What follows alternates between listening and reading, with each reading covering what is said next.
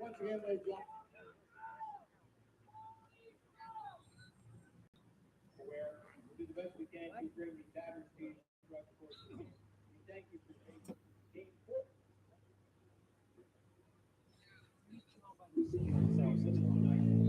What's the problem? There's the sound system still sucks. What's the problem? Is it the cable? No, the whole system's probably just no. That's fine. Like an XLR? No. Yeah. Well, that's it.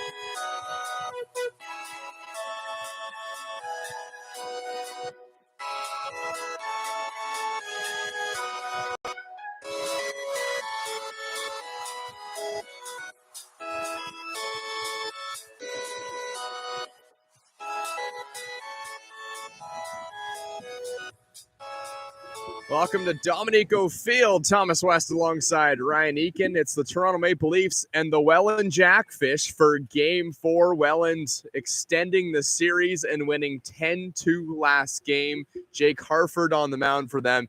Angel Castro, the pitcher for the Toronto Maple Leafs. Neither of these starting pitchers had their best outing of the year last time out. Both are trying to get back on track. Yeah, and Castro has pitched 2 games against.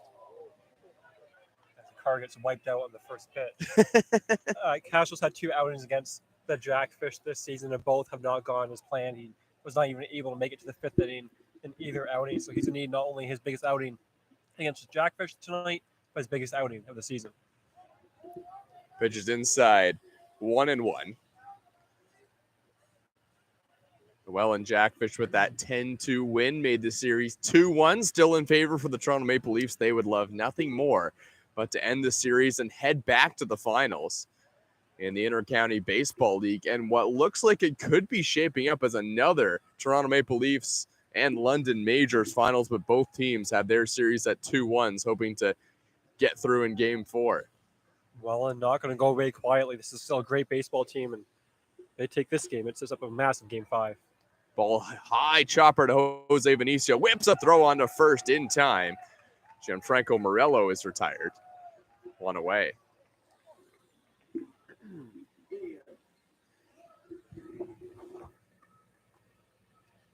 The defense has to be at its absolute best in this game. We know Castro, even though he had 8 strikeouts in his last outing, we know he's a ground ball pitcher, and the defense has to make plays behind him against his fast Jackfish lineup. Justin Gideon, the regular season home run leader in the Intercounty Baseball League. Gideon batting .333 in the playoffs and 24 at-bats. Has 3 home runs in the playoffs as well. Gideon swings and misses. The Justin Gideon show was on in pretty much full effect last night, or 2 nights ago in Welland. 2 for 3 with a walk, 2 doubles, and 3 RBIs. Part of that 10-2 win for the Welland Jackfish. There's a swing and a miss, strike 3. Angel Castro, who didn't have his best start last time out, did strike out 8 Welland Jackfish in Game 1. He's off to a good start with the strikeout of Gideon. Yeah, you'd like to have a nice quick first inning. Although last time the Jackfish were in this ballpark, they had 2 quick outs, Morello and Gideon, before Romanen and Cocker went deep. Obviously, I'm not expecting 13 bombs between the 2 teams in this game, but we'll see what happens. 2 away. Castro, a slow breaking ball that's high, ball 1.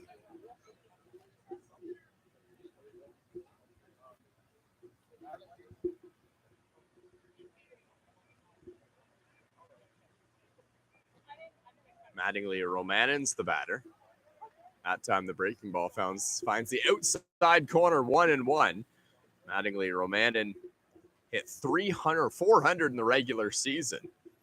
In just 14 games, 6 games in the playoffs, .333 as he fouls the pitch off down the right field line. 1-2 the count.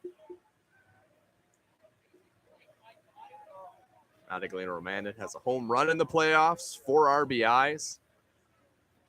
Walked 3 times, but he's been making hard contact really all series. Romanen fouls one off once again.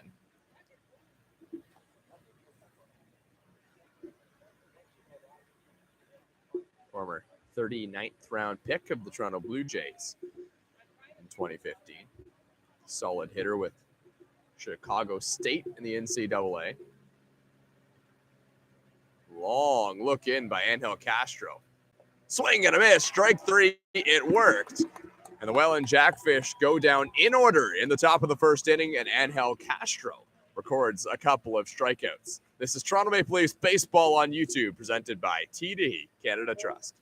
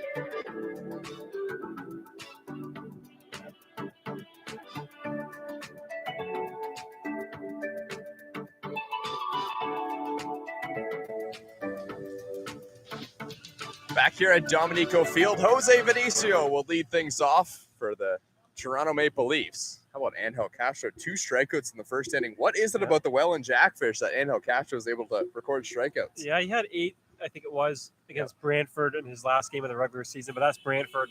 Doing that against a team like this is a lot different, and that was a nice first inning for him, but it has to continue because this game's not going to be having 13 home runs, as I said. This is going to be, I think, a pitching game. And the team perhaps the better starting pitching is going to take this game tonight, perhaps take the playoff series. First pitch from Hartford is way inside to Jose Vinicio. Hartford making his Christie Pitts debut. Yep. Really only a home guy. He only really pitches at home, so we'll see how this game goes for him. Sometimes it can be great. Sometimes a debut at Christie Pitts can go quite bad. Vinicio takes way inside again, 2-0.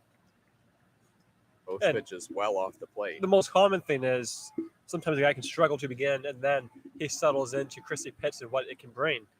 So this is a big first inning for the Maple Leafs and for Hartford to get himself in this game. Vinicio fakes like he's going to bunt, and the pitch is just outside, 3-0. Jake Hartford, a regular season ERA of 2.73. Sparkling numbers over the regular season, but his last outing, 4 2/3, 8 runs, 10 hits, struck out just 3, and walked 1 in game 1 against the Toronto Maple Leafs, and delivers right down the middle for strike 1. 3-1 on the Maple Leafs shortstop and leadoff hitter this evening. I'd almost make him throw another strike. He didn't really have much control in the first 3 pitches. Pitches down and in, ball 4. Speed is aboard for the Toronto Maple Leafs as Jose Vinicio sprints down to first base. And that brings up Jordan Castaldo. A bit of a switch in the Leafs lineup that I may have not realized, quite frankly. Castaldo and Barra switch. Come playoff time, right? The guys don't miss games because of their job and stuff like that. So when you get the lineup, it's not like, oh, let me really pay attention to much of the lineup, but no, Castaldo and Mara switch. Castaldo has really played a lot of baseball in the 2 spot, but given the power that Justin Mara has had in this series, and given the on-base ability of Castaldo, perhaps trying to maximize the guys on base for number 9. Jose Vinicio, always a threat to steal. Look for a pitch out, perhaps. First pitch is outside, ball 1. Justin Mara on deck. That caught me really off guard to see Jordan Castaldo in the 2 spot. I looked at the lineup card. I saw all the names there. Figured they'd be in the same order, but here you go. Jordan Castaldo hitting second, which I like that. Gives a little bit of protection. And Justin Mara behind him. Jordan Castaldo also will almost like a second leadoff guy if Jose Vinicio doesn't get on. And oh, by the way, Jose Vinicio has been one of the hottest hitters in the Toronto Maple Leafs lineup in the playoffs. Pitch to Castaldo's way up and away. Jose Vinicio thought about going, holds his ground at first base. No reason to go really on the next 2 pitches here because Jake Hartford has to throw a strike first.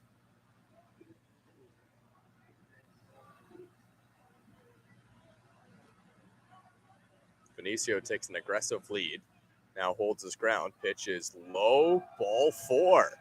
Just missing the zone. Hartford looks in frustrated, and Jose Vinicio will make it down to second base on the free pass to Jordan Castaldo. So that one was close, there's no question, and that's why Brian Nestor, the Jackfish manager, is coming out to, not coming out, but he's gone up to the top of the dugout to just make his case known with the umpire, the home plate umpire. But when you don't throw strikes prior to that in the at-bat, and you've only thrown 1 strike all game, that happens sometimes. You don't get the call that you want. Pitch is over the inside corner to Justin Mara.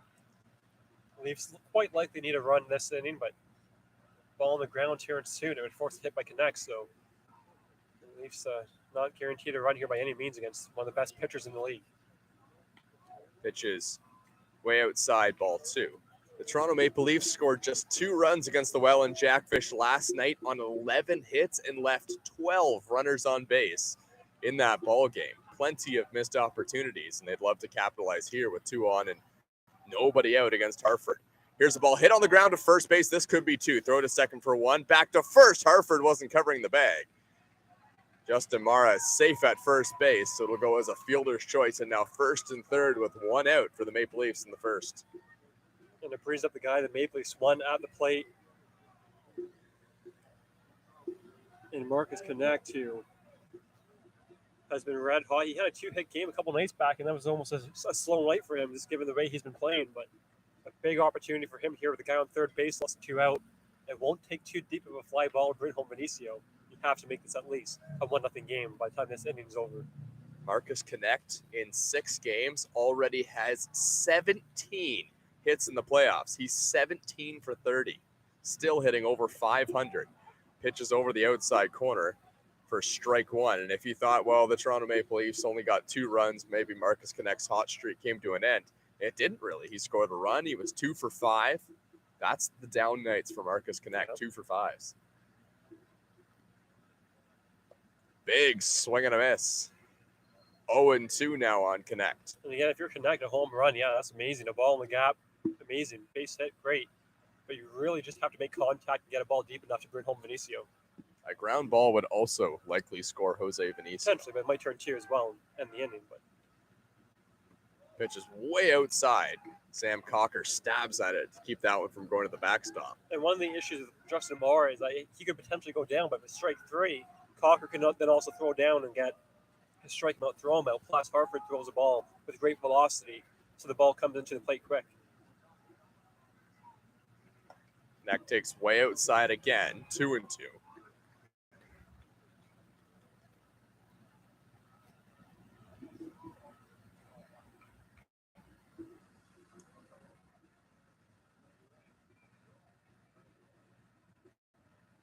Toronto Maple Leafs trying to cash in on this first inning opportunity. There goes the runner, Justin Mara, for second base, but the pitch is fouled off by Connect. Yeah, a bit surprised Mara didn't go earlier in the at-bat, just because I think he would have had the 90 feet for sure, because there's no way they would have thrown down with Benicio, but now they can throw down to strike out Connect because you have strike him out, throw him out to end the inning.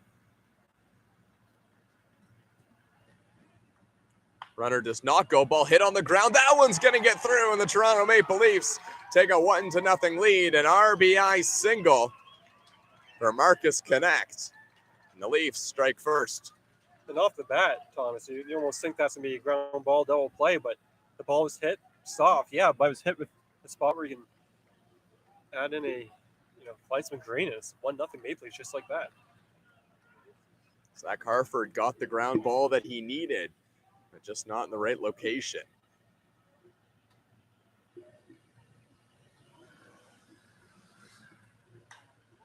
Another one that's hit through the left side. Justin Mara is going to get the stop sign. The throw to the plate was right on the money. Cut off by shortstop James Smybert. And the bases are loaded with 1 out for Connor Lewis.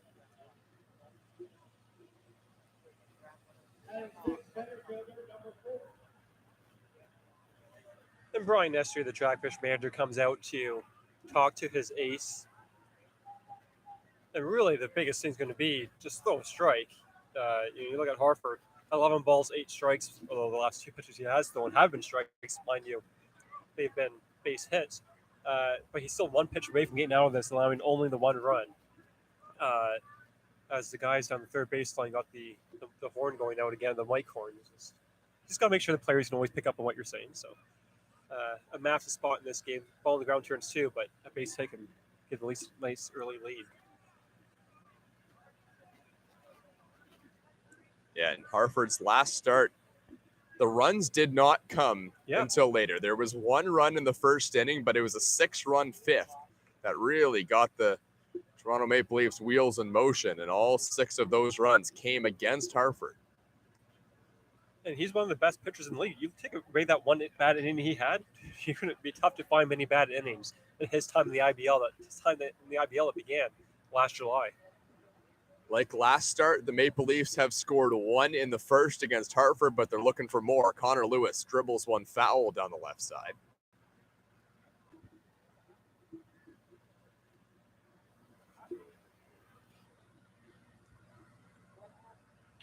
Bases are loaded. Dan Mara's on deck.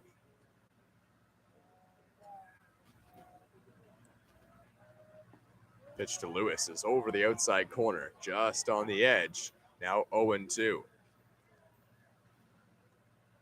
Just 3 strikeouts and 25 at-bats for Connor Lewis in the playoffs. Hartford might go to the high fastball here.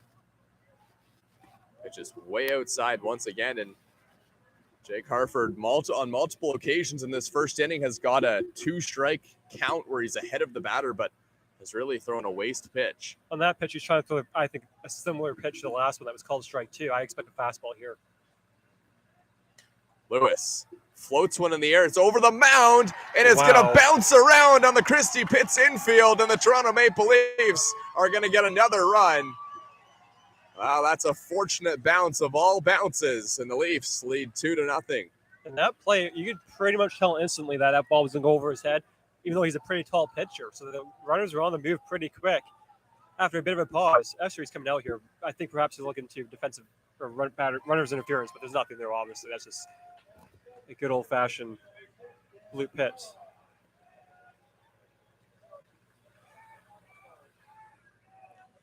Unless he's still out here, perhaps it's probably time for the bullpen, but because he's not animated in the slightest. Yeah, there's no one warming in the bullpen yet. And it's really, I mean, the last 2 hits, quite frankly, 2 of the last 3 hits, Connect one and the Lewis one. I mean, what are you going to really ask Hartford to do? Those are really weak hits. So, yeah, he didn't have much of an argument. Well, it hasn't been pretty, but this is a dream start for the Toronto Maple Leafs.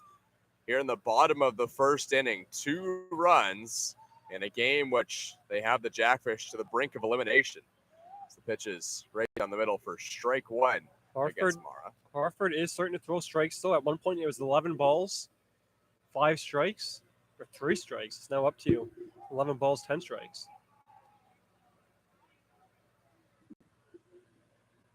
Next 2 guys, we have to say, are both ground ball candidates. So an opportunity for Hartford to get out of the inning still. Dan Mara was in a hole to start off this playoffs. Batting average-wise, took him a while to get his first couple of knocks, but over the last couple of games, some balls have been going through. He had a 2-hit game in Toronto to help the Leafs take a 2-0 series lead, and slices one into the outfield. That one's going to get down. 1 run is in to score, and it gets by the right fielder. 2 runs come in. The throw to second safe is Dan Mara. It's an RBI double to score 2, and the Leafs lead 4-0. It might be as loud as I've heard Christie Pitts for a early game here. Still only 7:56. It is 4-0 Maple Leafs as Dan Mara has one of his bigger hits as a Maple Leaf. A massive hit for Dan Mara down the line. And that was also, you have to say, an E9 on Gideon on the advance. So obviously no question that was a base hit as the Jackfish defense now comes in. But on the play, Dan Mara was able to go second, Lewis to third. He's got bullhorns now. This is a great environment here at Christie Pitts on the fumble by Gideon out and right. Here's Damon Toppoli. Pitches low and away. And the Jackfish, with obviously, there's no tomorrow for the Jackfish. This is a do or die in every matter of the sense of Chris Bowato now up in that Jackfish bullpen. He is potentially the scheduled Game 5 guy for tomorrow. But if there's no Game 5, Thomas, there's no Game 5. Over the outside corner, 1-1 to Toppoli. And if you're Damon, just try to yank one to right field. Sometimes when he has done that, he's done it, but it's been a shallow pop-up. But just try to put as much muster on it as possible to make this a 5-0 Maple Leaf game. Infield is in for the Jackfish. Toppoli fouls it off. 1-2. And Bovato's getting up super quick. And he's got to come in and give length. He pitched a complete game against Maple Leafs earlier in the season. They eventually moved him to the bullpen, though. And he's been great in that setup role for Davey Mendez. Bowato came in Game 1 in relief of Hartford, but that was in a much later situation. Toppoli pops it up. Left field line is going to get out of play. So Walls are going to jump the fence for that one. Yeah. That's fine. It was about 40 or 50 Oh, feet. it was the right call made, but Solano still would have been over the fence. Connor Lewis at third, Dan Mara at second. Infield in for the Jackfish. Here's the 1-2 to Topley, way outside, 2-2. And the other aspect here is this pitch count is becoming beyond elevated. 16 strikes, 15 balls. That's 31 pitches. I did that without a calculator for the first time this season. Pretty good. Yeah, that's not bad. 2-2. Ooh. Just inside. Damon Topley was looking back for a call, none forthcoming. Although for us on top of the hill, anything straight and near the plate is going to look like a pitch right down the middle for us. 3-2.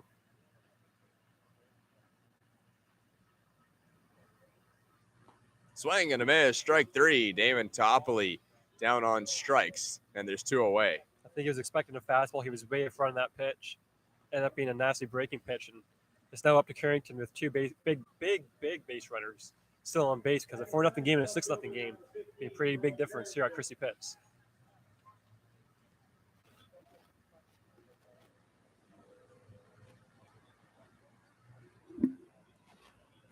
Greg Carrington hitting .360 in the playoffs, picked up right where he left off in the regular season. Now he's ahead in the count, 1-0. Bovado should be pretty much ready to go. Although Harford gets this out, he's going to come back out for the second because their hope's just going to be that he had one tough inning and he can take the ball the rest of the way. Carrington fouls a straight back, count is 1-1, and Greg Carrington's batting average, .360, is always a lovely number to see. And yeah, it's a small sample size with just 6 games, but he's also had to face some tough lefties. Yeah, 100%. In these playoffs as well, and he has been up to the challenge. He had the hardest hit of the game off of Rich Corrente, the lefty crusher, a couple nights back. So Corrente, he allowed a hit to Carrington. He didn't allow many hits and definitely didn't allow much contact that wasn't soft. And then Carrington also had to face Frank Garces in the last playoff series for the Baycaps. Carrington, a big swing and a miss at the breaking ball, 2-2. Harford's starting to get that swing and miss now. There's no question. By the way, Rich Corrente last night, or 2 nights ago, 9 innings, 142 pitches, just 2 earned runs, 3 walks. Breaking ball, this one's hit on the ground by Greg Carrington, scooped up and thrown on to first, and the inning is over. But the Toronto Maple Leafs score 4, capped off by an RBI single and an error by Dan Mara down the right field line. And it's 4-0 Toronto Maple Leafs over the Welland Jackfish. We head to the top of the second inning. This is Thomas West and Ryan Eakin. Toronto Maple Leafs baseball on YouTube is presented by TD Canada Trust.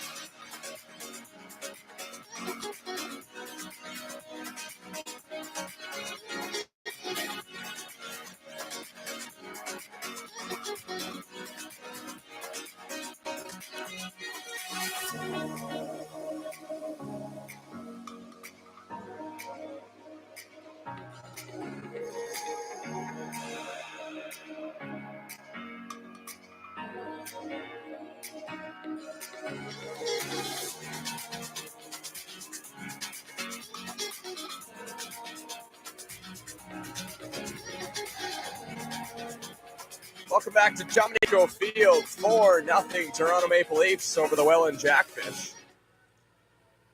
A first inning which yielded 4 runs for the Toronto Maple Leafs off Jackfish ace Jake Harford.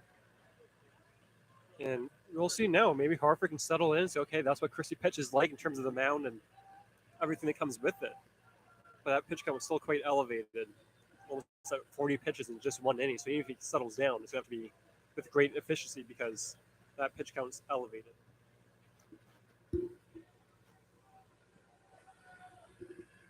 Angel Castro with a 1-1 count. And now a big swing and a miss. Sam Cocker's the batter. Cocker is 5 for 22 in the playoffs. 3 walks, 6 strikeouts. 1-2. Castro already with 2 strikeouts in the game so far. Just outside, 2-2.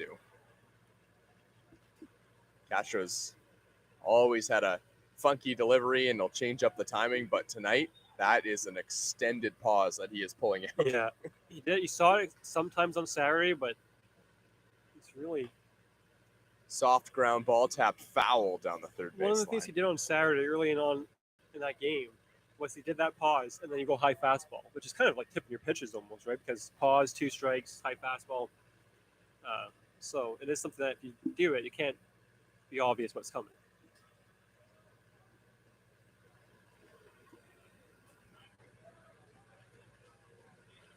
Two to Cocker. Swing and a miss, strike 3. 3 strikeouts for Angel Castro, 1 away.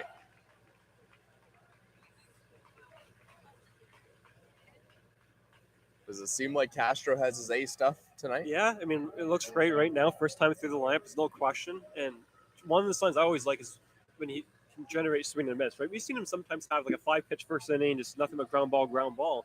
But you wonder how sustainable that can be. But swing and miss can be sustainable. Here's the ball hit in the air to center field pretty well. To the wall, it's gone. James Smybert, a solo home run. It's 4-1. And we talked about it with the Jackfish too.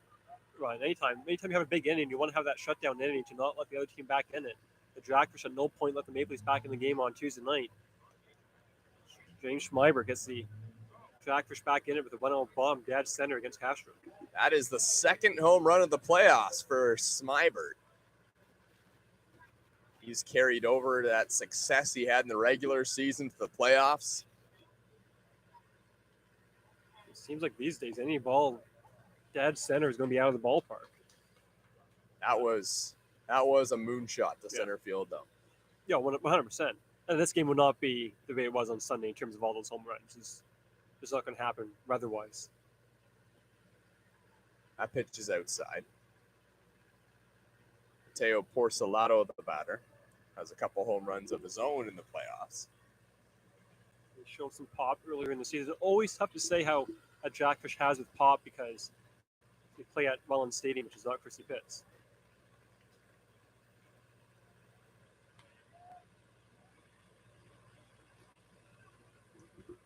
Porcelato has been prone to the strikeouts over his last 3 games or so.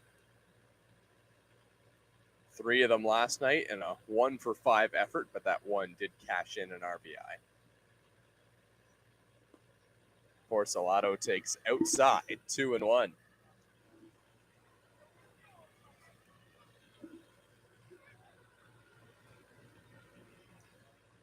So Smybert hits the home run to dead center field.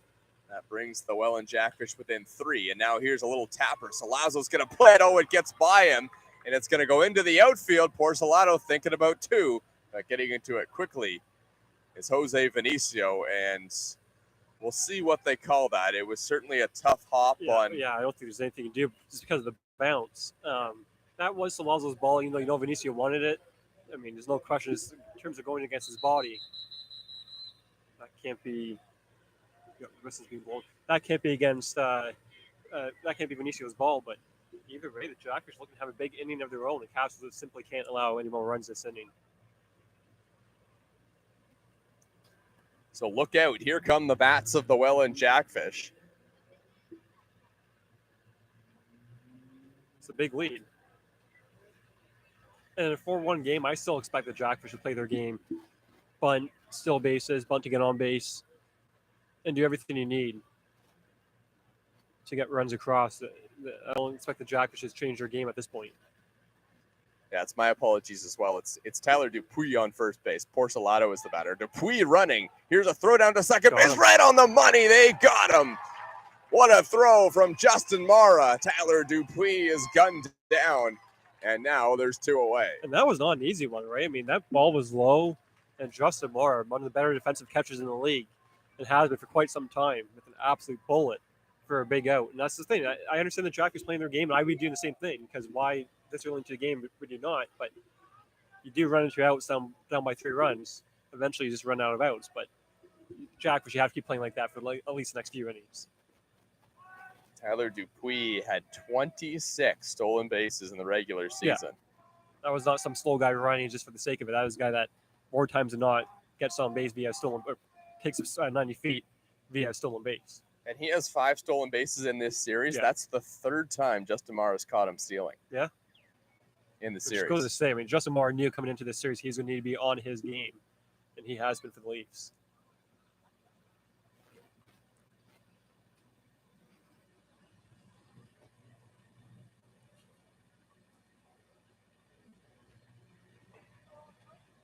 And just a note on that as well, the only guy that caught Tyler Dupuis stealing in the regular season was Tyler Plumpton.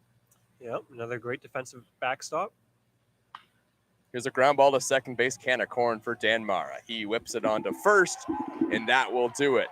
So limiting the damage is Angel Castro. He gets a strikeout in the inning, but does allow a solo home run to James Smybert, the catcher, or the shortstop for the Welland Jackfish, and that makes it 4-1. Toronto Maple Leafs with a 3-run lead heading to the bottom of the second. This is Maple Leafs Baseball on YouTube, presented by TD Canada Trust.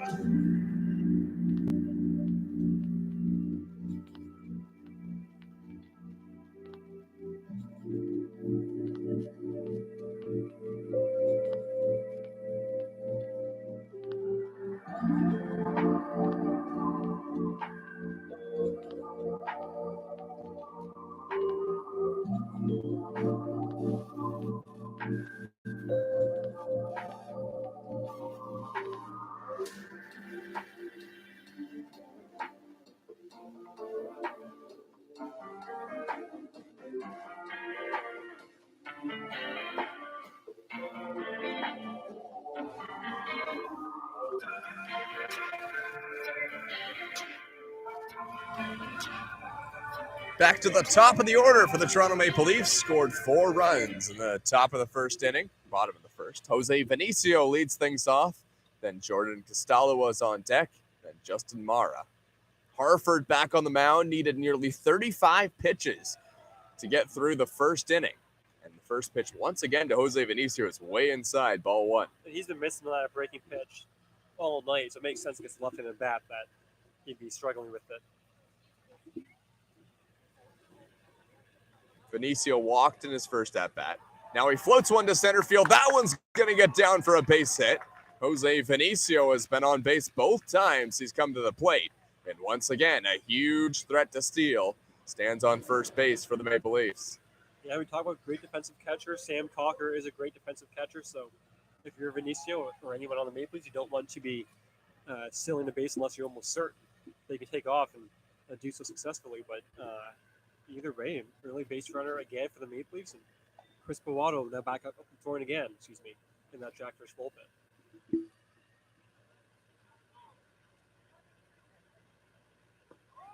Vinicio with a big lead at first, doesn't go. Pitches in there, ball 1.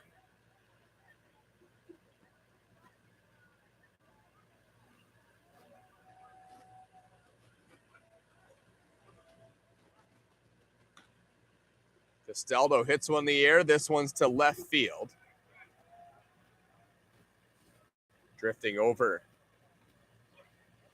is the left fielder, Hogan Brown, who makes the catch. There's one away. And now I'd be a bit more okay with having a guy like Vinicio take off. There's one out now. Not that more. I can't hit a ball in the gap or hit a home run to make this a 5-1 or 6-1 game and not have to have Vinicio still second. But I'm okay, or at least more so now, with a guy like Vinicio taking off with one out. That is a big lead. But again, you look at that pitch, you know it's a ball. Harford is a tough guy to run on when he throws that fastball. It's a quick delivery. An even bigger lead for Jose Vinicio. He might be going. There he goes.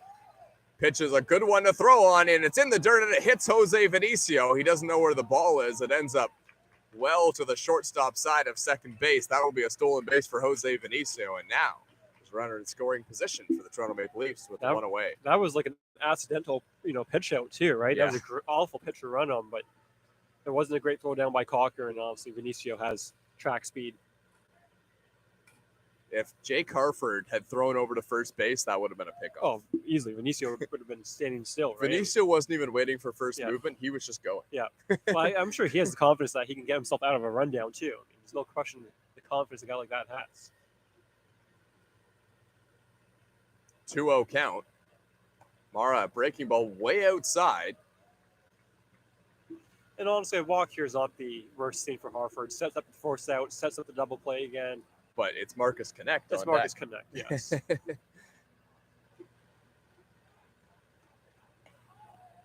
3-0 pitch is a strike. Well, I thought it was a bit high.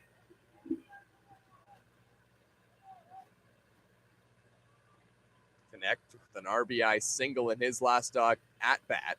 Would love to come up with a couple runners on. A chopper, it's in front of home plate. If I'm Sam Cocker, I would have let that ball roll a little bit. Yeah, I wonder if I think he thought it was foul the entire time. Harford didn't, though. You can tell by the first step off the mound that Harford was taking that he thought that there's a chance that's a ball that you can play. Harford looks in. 3-2 pitch to Justin Mara. It's hit in the air on the infield. This is in play. Third baseman sees it. Third baseman comes over. That's Mattingly Romanen. He makes the catch. 2 away. But now the Welland Jackfish have to get through Marcus Connect, and I wouldn't be surprised if they think about intentionally walking him. Maybe not in the first inning. Yeah, it's just too tough. Second. Yeah, it's just too tough to intentionally walk him, especially with a guy like Zalazo on deck too. That's not bad protection for a guy like Connect. And even then, yeah, last time up, Connect hit a base hit, but it was pretty soft. So maybe Harford can think if he gets soft contact like that again, that maybe he can get out of this inning. Well, that's one of the big differences in the lineup for the Toronto Maple Leafs now. Marcus Connect was the protection guy for all of these batters. Yes. Now Marcus Connect is getting protection from the other guys here in the 4 spot. Marcus Connect in the 5 spot was John Salazzo's protection, but now Connect's going to get even more pitches to hit, hitting in the number 4 spot, because they don't particularly want to pitch to a guy with immense power like John Salazzo with runners on base.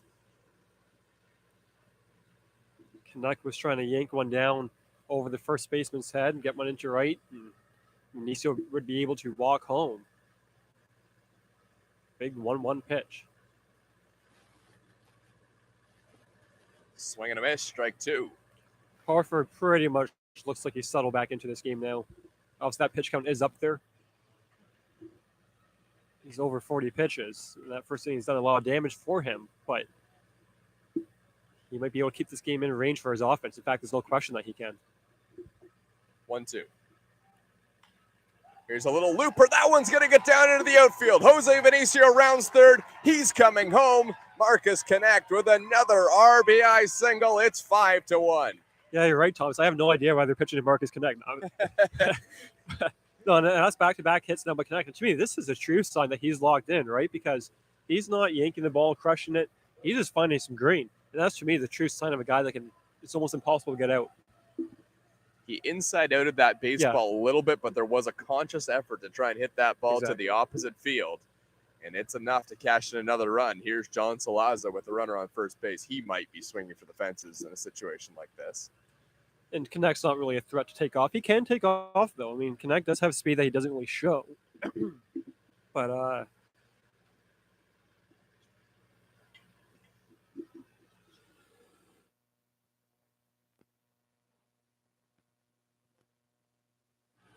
That one's inside 2-0.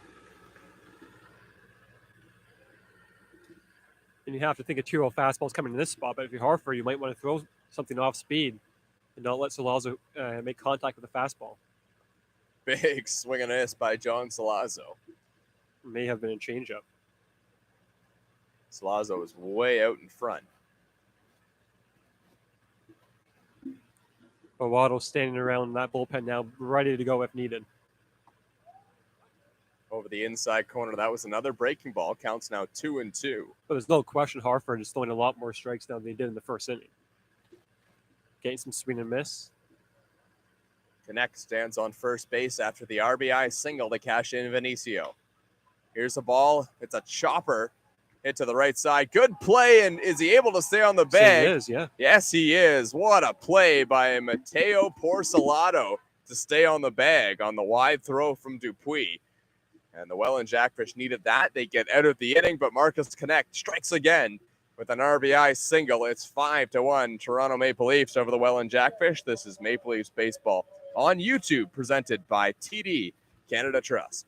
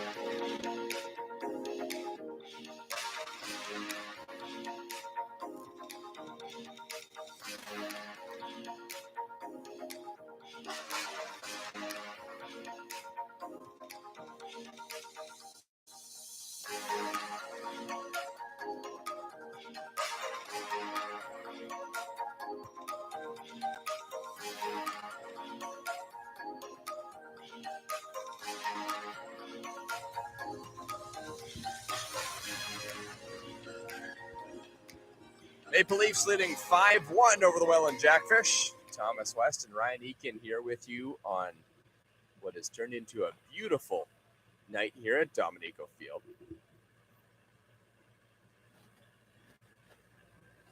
Well, you wanna know a guy who knows how to get on base. Here's Hogan Brown. Boy, did he ever have a night last night. He's having a postseason. Yeah, he's having a whole postseason. Hogan Brown, 3 for 4, scored 4 times in that game. Also cashed in an RBI. Hogan Brown, when he's on base, seems to just come to the plate every single time. Brown takes a strike, 1-2. And, oh, by the way, Hogan Brown is hitting .364 in the postseason with 2 home runs. And when he gets on base, he's often taken off via the stolen base. Takes outside 2-2. Hogan Brown stole 27 bags in the regular season, has just 3 in the playoffs.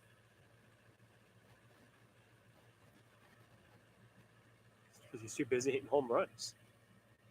Well, not.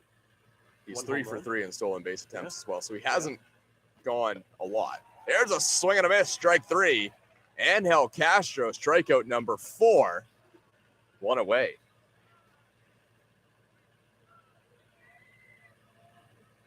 Whenever you start saying nice things about someone, it always goes bad. Why do you think I do that though? Why do you think I'm pumping the Jackfish tires? But no, I mean obviously, in the case of the Jackfish, I mean many people listening are fans of them. Obviously, many of the Leaf fans are here at Christie Pitts. I would guess that there's probably more Jackfish fans watching. Yeah. There's usually more of the away team fans watching the 100%, stream yeah. than home fans. Just I mean, because Yeah, and if you're a Toronto Maple Leafs fan, you're here at the park. Well, 100%. It's a nice big crowd, to be honest with you.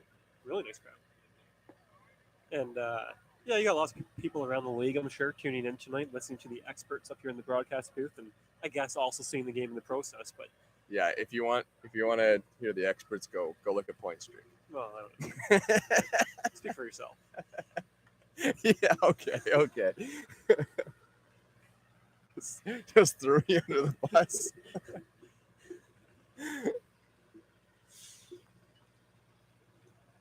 And I bought you a hot dog. You did before buy the me. game, You too. did buy me a hot dog. I should have shouted that out on the broadcast. Thought you even mentioning that. Yeah.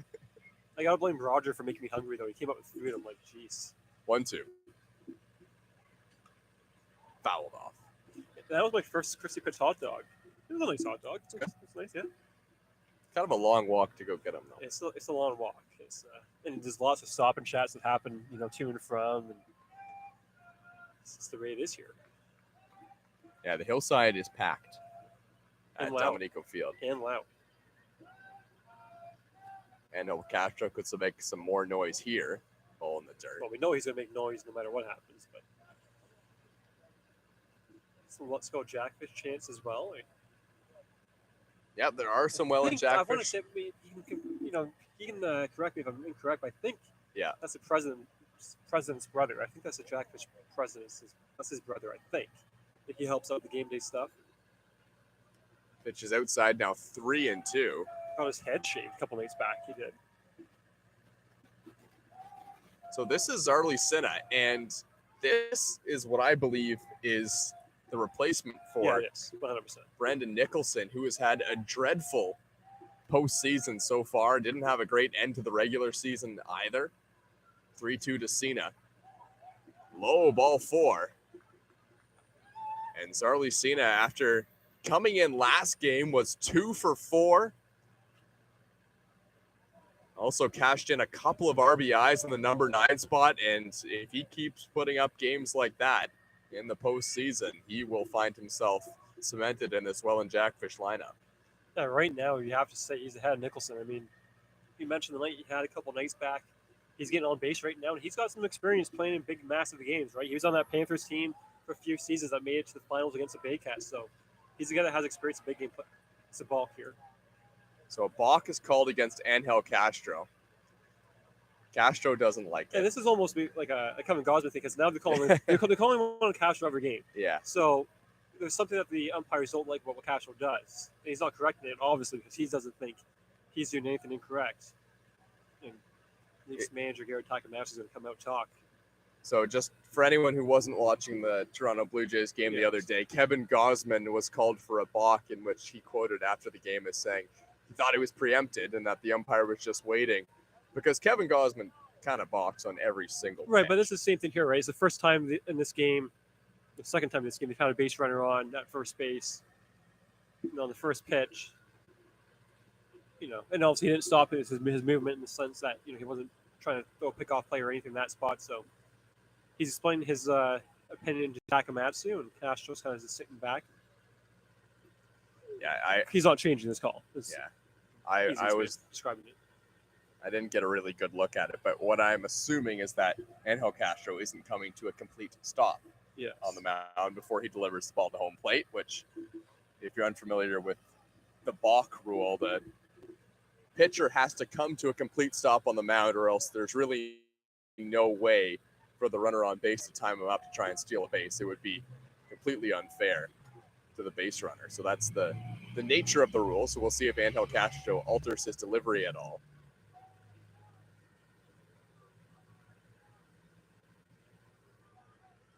And just by the way as well, the whole Kevin Gosman said that he thought the umpire's call was going to happen no matter what as soon as the runner came on he base. was correct, yes. Yeah, this was is not a that. different Yes, situation 100%. because Andel Catcher has already had runners on base. Yes. Now he comes to a very complete stop, looks the runner back to second base, and now he's going to turn and fire one back to second. Andrew, the city guy, sends me a text saying making him laugh at home. He likes listening to the broadcast, so shout out for the city guy, Andrew. So that's how you get shout outs now. You just text. Yeah, just text. Yeah, we do take requests. We don't. Oh, we do. We do. Thomas, we do. How are we not on the same page here in September? Hope you're enjoying the game, Andrew.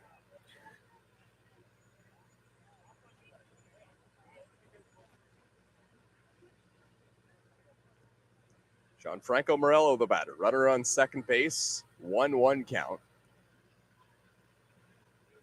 Morello fouls it back. 1-2. Angel Castro, sometimes when you see balks get called on pitchers, it can play mind games with you and you feel like you have to alter your delivery and you have trouble throwing strikes. That hasn't happened after the ball call for Angel Castro. Oh, but still a guy on second base, scoring position, and the two best bats, which at least two of the top bats for the Jackfish coming up here in Morello and Gideon. It's a big inning here for the Jackfish to get some runs. 1-2. Up and away. 2-2. And there is something flashing in the outfield that you have to think if you're a batter. Can't really see it on the broadcast, but Yeah, you can see it a little bit. yeah, I think it's a scooter. yeah.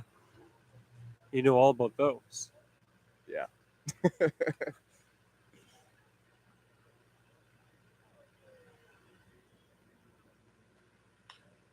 Here's the ball lined into the outfield. And it's bobbled by Marcus Connect, but the stop sign was already thrown up by the third base coach for the Welland Jackfish. So it'll be first and third with one out. Angel Castro still has a glimmer of hope to get out of this thing. Yeah, the issue is it brings up Justin Gideon, the best bat for not only the Jackfish, but perhaps the best bat in the entire league. If it wasn't for Claudio Custodio, he'd be the MVP this season. Maybe. He still takes it. Maybe getting us some votes over Custodio. Who knows? But he has an opportunity to make this a one-run game with one swing.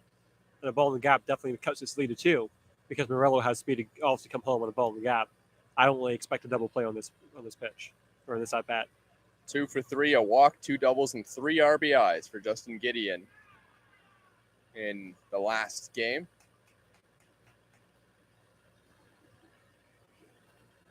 Justin Gideon's smashing the ball. 333 in the playoffs.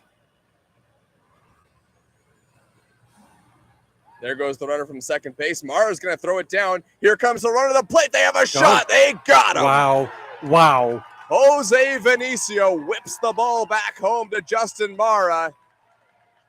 Wow. And the Toronto Maple Leafs save themselves a run. It remains 5-1. So now we can count. That's 2 outs they've now run into.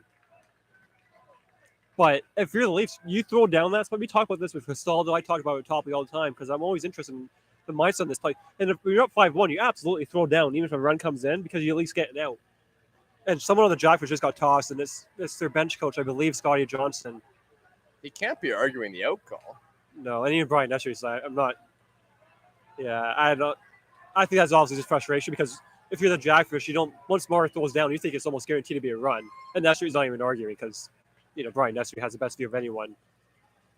On YouTube, I mean, it wasn't a bang call, right? I mean, no, he was out by a country mile. On YouTube, you have the ability to double tap your screen a couple times on the left side, and you can go back and watch that out call. But in my eyes, that looked pretty out.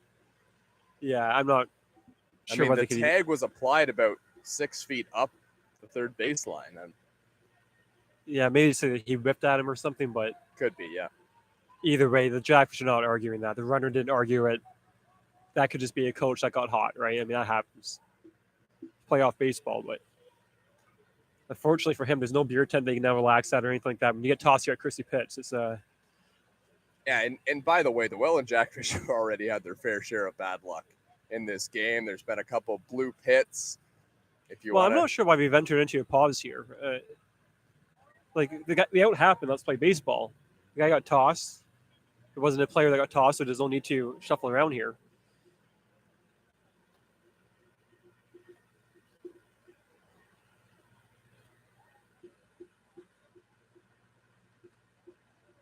The Jackfish, they're still in this inning, man. It's Justin getting up to the plate with the guy on second base. Pitch is outside. 2-0. The idea that this game's over, or that this inning's now gone for naught for the Jackfish. You got Justin Gideon at the plate. He averages half a home run a game. That's how good It's pretty Justin decent, Gideon yeah. has been. That's pretty much his numbers in the regular season too. Home run makes it fouled off. The home run makes it 5-3. So the idea that this innings is whatever is one, a base hit makes it 5-2. Obviously, guy running on contact is Gio Morello, who has high end speed, if not elite speed. I would say high end.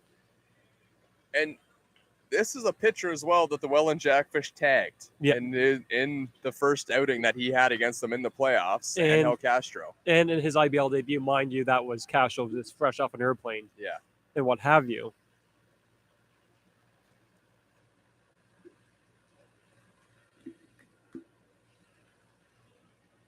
A long inning here, though.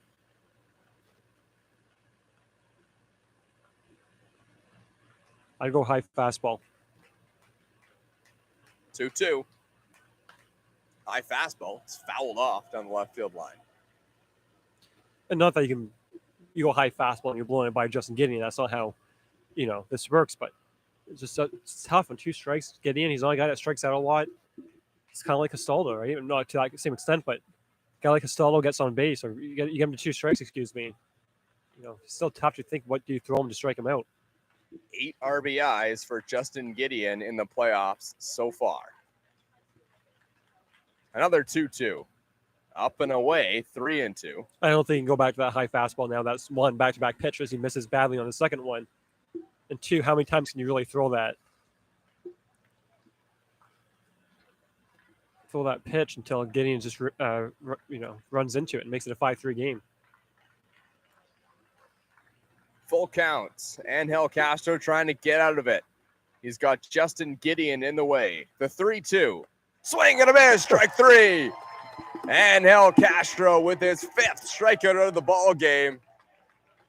And a frustrated Justin Gideon smashes the batting helmet on his way back to the dugout. The Toronto Maple Leafs leading 5-1. And, they needed a magic act to escape without a run scoring in the top of the 3rd inning. We head to the bottom of the 3rd. Thomas West and Ryan Eakin here. This is Toronto Maple Leafs Baseball on YouTube, presented by TD Canada Trust.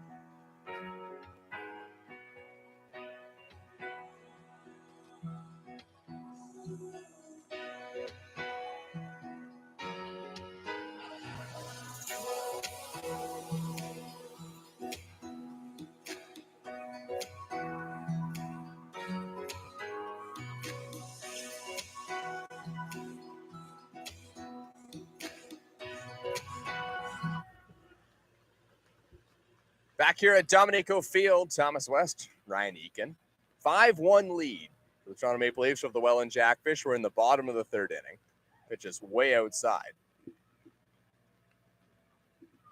Jake Harford is back on the mound. He has an elevated pitch count, up over 50 pitches already through 2 innings. Toronto Maple Leafs have been able to tag him for 5 runs. Here's a broken back ground ball. It's up the middle, and the throw to first base is not in time. James Smybert had no play, and it'll go as another rather fortunate hit for for the Toronto Maple Leafs here this time in the bottom of the third. You have to give credit almost, though, to Schmeiber for even coming close to making the play on that, right? I mean, how he did trip over his own face on that one was pretty impressive. Keeping it in the infield and then making a throw on it. Either way, at least have a leadoff base runner. Well, James Smybert isn't just a good hitter. He's a fantastic defensive shortstop as well. Could be playing independent baseball in his sleep this season, absolutely. Right. Quick pitch, Dan Mara fouls it off down the line. Oh, that was a close How one. did that ever take a ricochet off one of the poles here at Is that what it was? Dominico Field?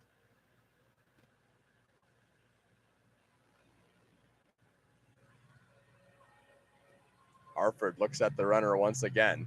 By the way, Connor Lewis was going on that pitch. Not going this time. It's a slow breaking ball that's outside.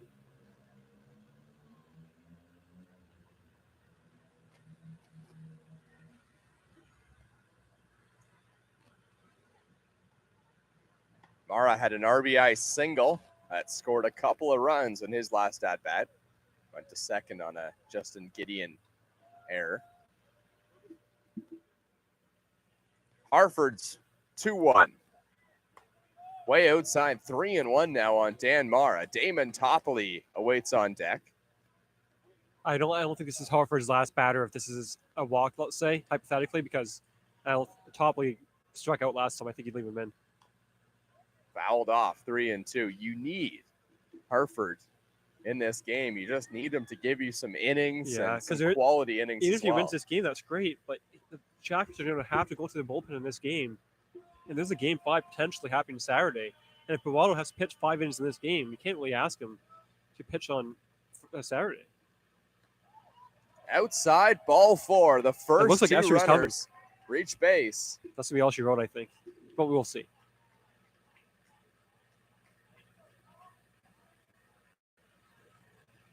I'd leave him in to face Damon, but I understand going to Chris Bovado.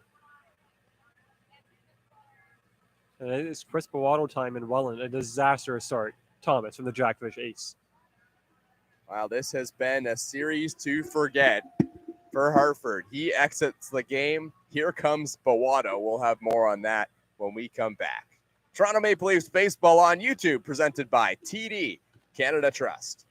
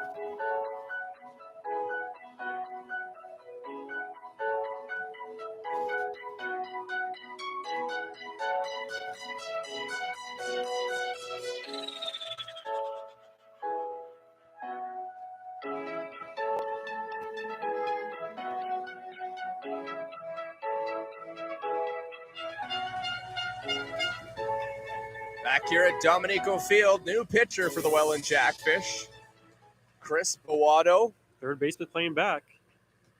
Well, Damon Topley bunt. He squares around and he gets it down to the third baseman. It's Damon. bobbled. Damon Topley is safe at first. We've seen that before. The bases are loaded with nobody out. We were just coming back, so we also didn't have lots of time to debate about whether or not I should bunt. But when I saw that third baseman playing back, I thought he might do it. And the speed machine does it again for the Maple Leafs, and it's now a bases loaded, no one out spot for Greg Carrington, mind you, lefty on lefty this time. But Damon Topley continues to do. Damon Topley thinks. Mattingly Romanen had oodles of time at third base, but the ball popped out of the glove. And now it's up to the Toronto Maple Leafs and Greg Carrington to try and capitalize on what could be a golden opportunity. First pitch is low and away. Nowhere to put Carrington, although this is a tough matchup, lefty versus lefty. 100%. But Carrington has been up to the task in the playoffs pretty much no matter what handed pitcher you throw at him. Bovado a bit different than Rich Corrente. Corrente's going to throw something like so enticing, but he makes soft contact. Bovado's a bit more swing and miss, that kind of stuff. Low and inside, 2-0. I give him the green light 2-0 just because you know he can't fall behind 3-0. It's got to be a fastball. Bovado does not touch 90. His fastball is hittable, but he does throw strikes, so you got to think he's going to live around the zone as this game goes on. I'm shocked that Mattingly Romanen wasn't playing in. Yeah, I don't get base. it. I mean, if I'm sitting up here, 3-0. Bellotto needs to find the strike zone with the bases loaded and nobody out. Jose Vinicio is on deck. If walking in a run wouldn't be bad enough for the Welland Jackfish, it's the 1-2-3 hitters for the Maple Leafs looming on deck. 3-0, low outside, ball 4. Bellotto didn't like it, but the Toronto Maple Leafs now lead 6-1.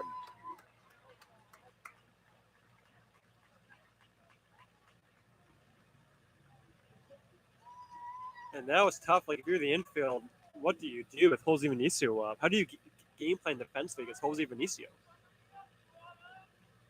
Topley is at second base, the runner at third, which you can imagine is the one that's going to matter is Mara. Big swing and a miss by Jose Vinicio, strike 1. And Bovado took something off on that pitch.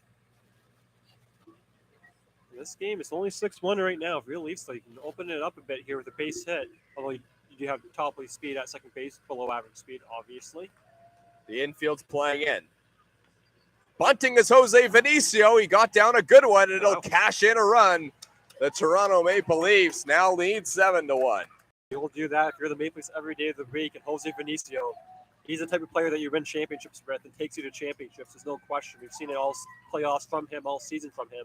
And that's a winning baseball play from Jose Vinicio, Thomas. Well, the Toronto Maple Leafs with a big but very early lead on the Welland Jackfish, and a win tonight would send them to the finals, and they would await the winner of the London Majors and the Hamilton Cardinals. And now it also brings Topley to third base, too. And the infield will play a little bit further back. Yeah. With Topley at third, doesn't have elite speed. But here's Justin Mara. He could do a lot more than just cash in 1. Castaldo, don't forget. Jordan Castaldo, I should say. Yeah, that's going to mess me up all night. You know what's been impressive, though? It's been one of the most underrated developments of the second half of the season. You're no longer confusing Vinicio and Carrington. Yeah, I know. That's been, they got to give you credit sometimes. You want me to do it? I'll do it. Brett Lawson now up in the Jackfish bullpen. Lawson was great last time he was at Dominico Field. That was part of that big 14-7 win for the Toronto Maple Leafs, but Lawson pitched a couple scoreless innings. Here's a fly ball. This one's dropping in the outfield. It gets down. Damon Topley's going to have to sprint home. He's safe. Topley scores. It's 8-1 Maple Leafs. Lots of blue pits. There's no question. Sometimes it's your night, and there's been a lot of blue pits in this game, but no one finds Green better in the IBL than Jordan Castaldo. Yeah, that was a close play at third base. Topley didn't have to go. He could have stayed at third base, bases loaded, but he knows he's got some speed. He's got enough speed to get home, and he knows it. It's 8-1 Maple Leafs. So runners are now at first and second. Now it's Justin Mara. Jordan Castaldo has been able to find Green a couple of times in this series. It's his first hit of the night. It's good for an RBI single to cash in Topley. 7-run lead for the Leafs. They're looking for more. Pitch is a strike. But I have to say, this is likely as loud as the Hillside's been all season, Thomas. It's exciting. The Toronto Maple Leafs fans here would love to see their team go back to the finals. Here's a ground ball to second base. Dupuis goes to second for one. Throw on to first. Double play. Turned beautifully by the Welland Jackfish second baseman. And they will get out of it, but not before another boatload of runs come in for the Toronto Maple Leafs. 3 in the inning. They lead 8-1 over the Welland Jackfish, and now are tasting a berth in the IBL Finals. From Thomas West and Ryan Eakin here at Dominico Field, this is Maple Leafs Baseball on YouTube, presented by TD Canada Trust.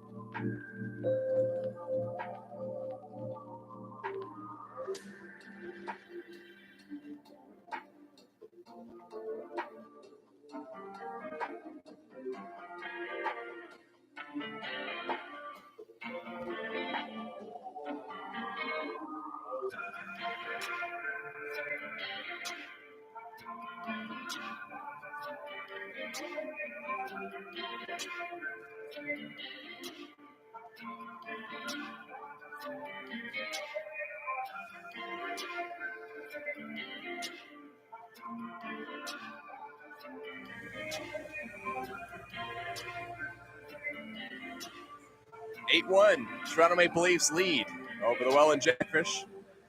Top of the 4th inning here at Dominico Field. Packed crowd on the hillside at Christie Pitts. Angel Castro back out on the mound. He's gone through 3 pretty good innings with 5 strikeouts. And they're seeing the game here in Toronto. Also seeing the game in Austin, Texas. Chris Nagorski, Leafs reliever. I believe he's at a bachelor party. Shout out his buddy, Taurus. Coming up. Huge. Austin, Texas. Wow, that is a wide range that we have covered here. Well, lots of American fans here on Maple Leafs Baseball TV, to say the least. Shout out to Megs for making that even possible. Getting them to tune in. That has to be quite the commitment. Just inside. Vinicio wanted it. It's 1-2. Well, I mean, Vinicio probably wanted it, but Angel Castro wanted it more. Castro definitely wanted that. Just up and away. I guess I could have swerved that I called him the wrong If you're the Leafs right now, the biggest thing for Castro is really just to throw strikes, right? Because it's 8-1. You don't want to start walking guys. There will be home runs on, say, Christie Pitts, but make those solo home runs and 2-run home runs and not 3-run home runs. Mattingly Romanen chops 1 foul. Not trying to talk in cliches here by saying that, but it's true. You're up 8-1. It can be a potential closeout night. Don't walk too many base runners. Obviously, they can use Franklin Hernandez or perhaps a line-out save if need be tonight. If not, even more than that if needed. 2-2. Swing and a miss, strike 3. Another strikeout for Castro. 1 away. Where's all these strikeouts mid-season? It's not velocity, and I No. don't think it's that he has more break on his pitches. It's been location tonight for Well, Angel that Castro. breaky pitch does look nice against right-handed batters. Moves away against them. It is a nice little pitch that he has going for him right now.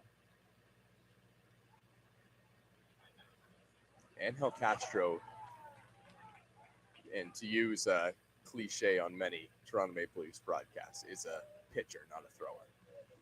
I do like saying that, yeah. Well, it's mostly against the guys that, come in throwing a lot of velocity. They can't throw strike. Swing and a miss, strike 2. So the Bay Cats had a guy earlier in the season that couldn't even get an out. Sam Despite Cocker having struck velocity. out once against Vinicio. It's 0 for 1.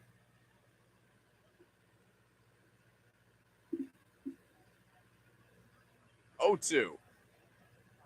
Way up and in. Oh, and did that hit Sam Cocker? Yes, it did. Wow. He will take his free base.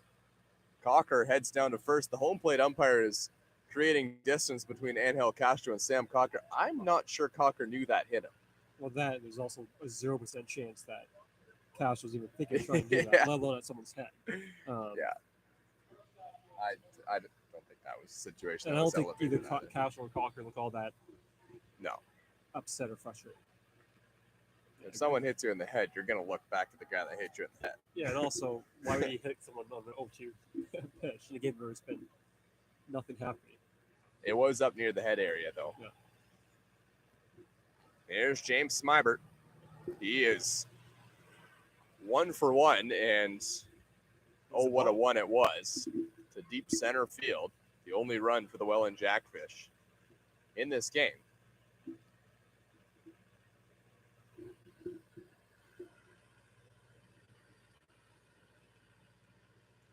Did you notice the second base umpire jogging in to check on that delivery from Angel Castro? I was going to mention that, but I was like, I was going to keep running at that point. He's going to go right up behind him, Make a play on checking it, the yeah. feet. Yeah. Castro to the complete stop. Now the 0-1 outside 1-1. Well, there's also the other thing too. Now the Jackfish are not going to be, unless they come back and make it closer, if not take the lead, time the game, whatever. They're not going to be stealing any more bases anytime soon. Not in an 8-1 game. 8-3 on a 2-run bomb here. Sure, maybe start stealing some bases, but 8-1, there's no threat to run at first base. It should not be anyways. Ball hit on the ground to first base. Castaldo picked it, but he was in foul territory. And I would hope on a play like that, Castaldo would not be going down to second base, right? Just take the out at first, count some outs. You're in the counting outs business right now for the Maple Leafs.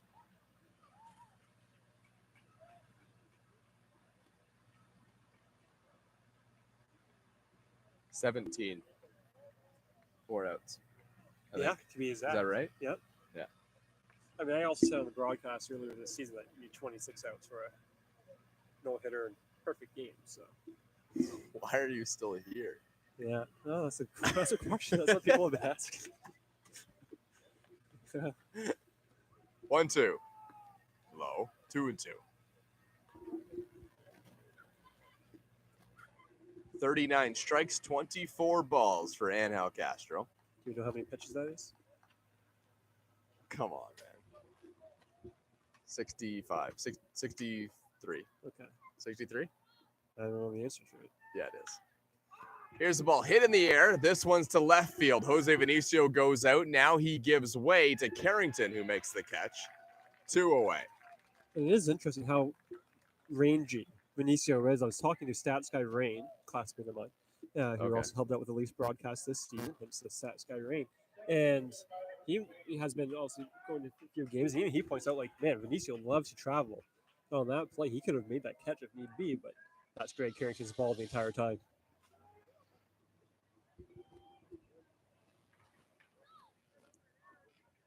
Tyler Dupuis is 1 for 1. He's also caught stealing. Dupree Last hit a time on home run base. on Sunday at Christie Pitts.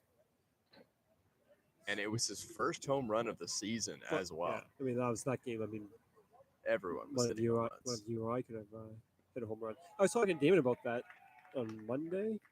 I want Yeah, to say was it 11 home runs 13 in total? And he 13. believes it's a Chrissy pitch record. Who do we pay to do the research on that? It will not I be don't me. know. Yeah. But that is quite the stat. I'm sure Damon knows that to be true. Just given he's hit that Chrissy pitch for so many seasons, 13 home runs. I've never seen anything like that in any ball game.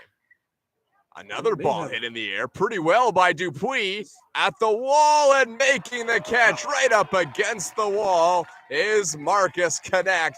Angel Castro gets out of it again. And the Welland Jackfish just cannot catch a break in this one. 8-1 Maple Leafs. We head to the bottom of the fourth. This is Toronto Maple Leafs baseball on YouTube, presented by TD Canada Trust.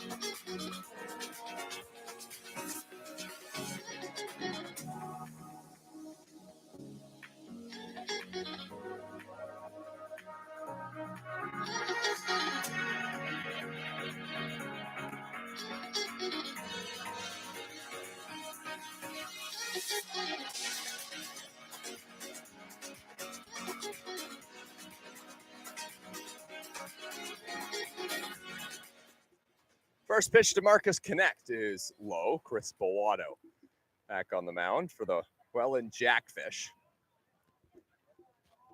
Connect is 2 for 2. Both singles, RBI singles. This one will not be, though. It's a pop-up on the infield. Smybert comes over, now drifts back. He makes the catch. There's one away.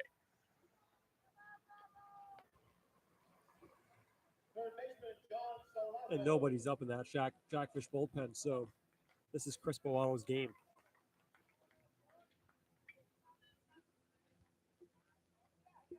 Had a little bit of bad luck to start out his outing as he came in midway through the third inning.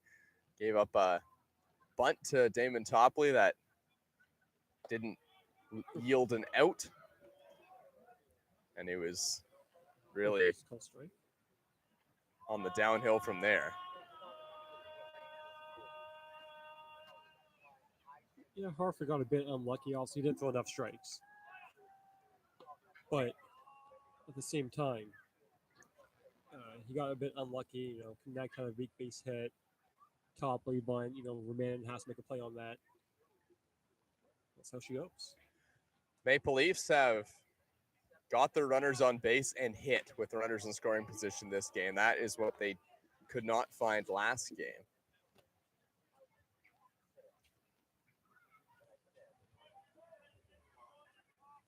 (8-1), and every single one of these games has been a barn burner right to the finish.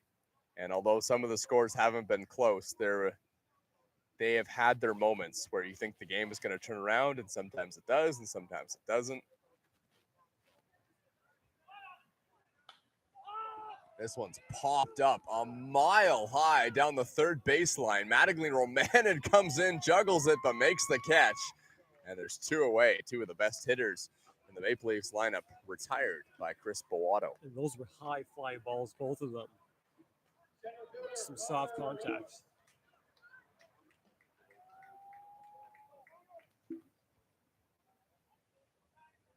Connor Lewis, the batter. 2 away now. Oh, and Jackfish on the brink of getting through their first clean inning. Bewato's pitch is just outside. Toronto Maple Leafs scored 4 in the first, 1 in the second, and 3 in the third. 8 runs on 9 hits. Swing and a miss. And that one caught a piece of the home plate umpire. Yeah, I think you have at least trainer Pedro come out. You can hear the impact on that one, and that is never great.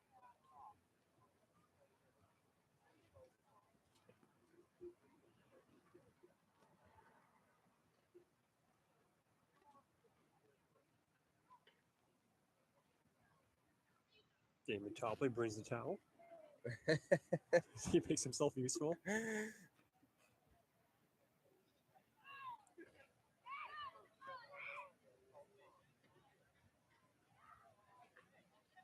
That was, when you hear it from all the way up here, that's not a great sign. I mean, it wasn't in his face or head or anything like that, but that doesn't mean it can't be in another spot that's not so great to get hit.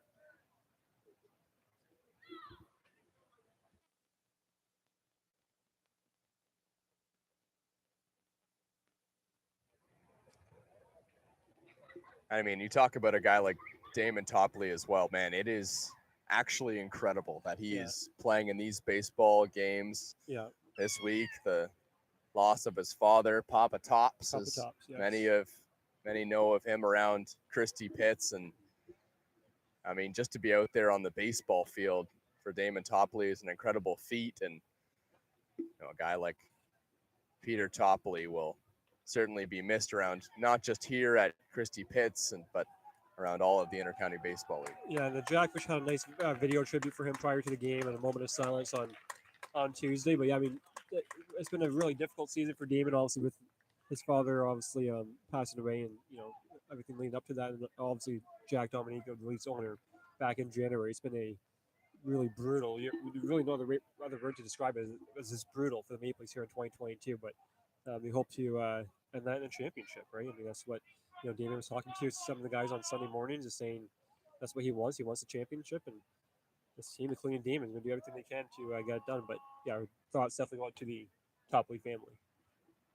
Yeah, and I mean, the message has to be after something like that is, what happens, but in times like this, you realize, you can take a step back and just realize, let's do everything we can and play the best we possibly can, and every single at bat and every single game, and see where it leads us. And certainly not just Damon Topley playing for Papa Tops in this playoff run. Well, it's been, all these guys know him, right? That's the one thing about this Leafs lineup is outside of Jose Vinicio, everyone was here last postseason, right? And that's one of the things that Damon Topley said too, was like, the last game my dad coached was losing the championship, Game 5 in London. So it's been unfinished business all season for the Maple Leafs, and that business still isn't quite looked after yet. But one minute at a time to get a step closer. Connor Lewis fouls it down the right field line. Count now 3-2. Chris Bewato has kept the pitch count down through 2 1/3, which 2 1/3 was all he pitched against the Toronto Maple Leafs back in Game 1. Gave up a couple of runs. Now a little flare. This one's to first base. Coming in is Porcelato. He makes the catch. And that is the first clean inning of the ball game. Set down, the Toronto Maple Leafs do the Welland Jackfish. 4-1 or 8-1 Toronto Maple Leafs over the Jackfish. This is Toronto Maple Leafs baseball on YouTube, presented by TD Canada Trust.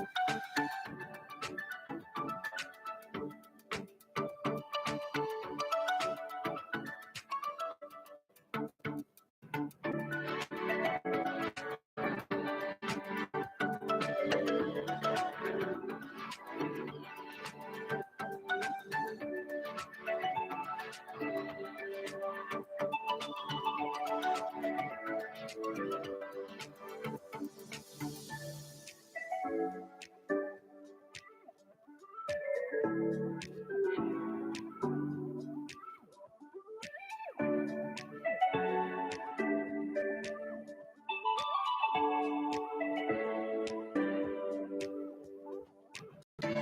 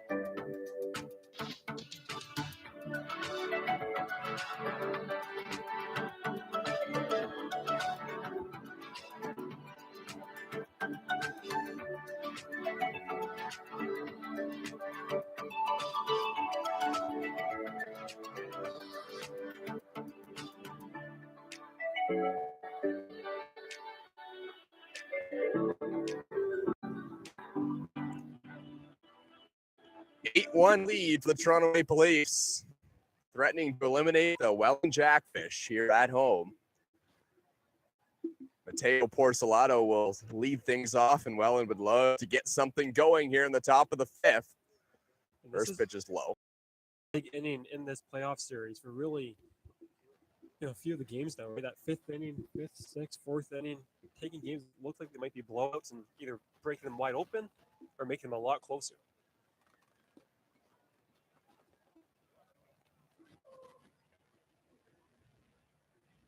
And El Castro has been rolling so far.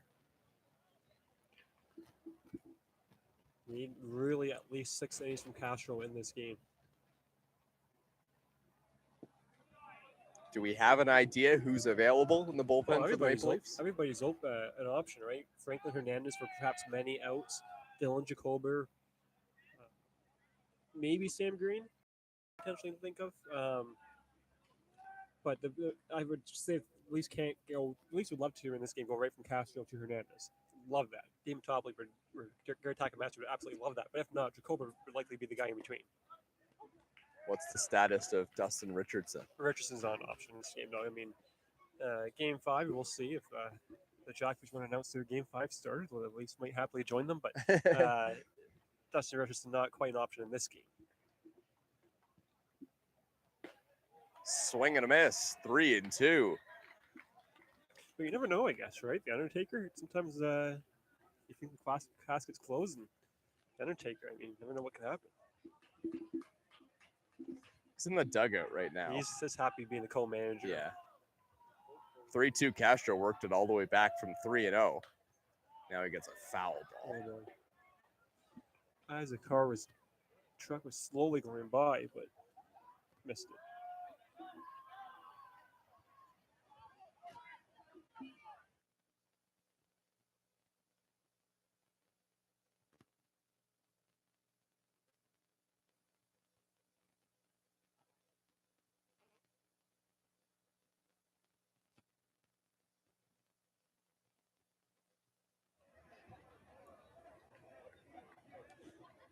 A battle here by Porcelato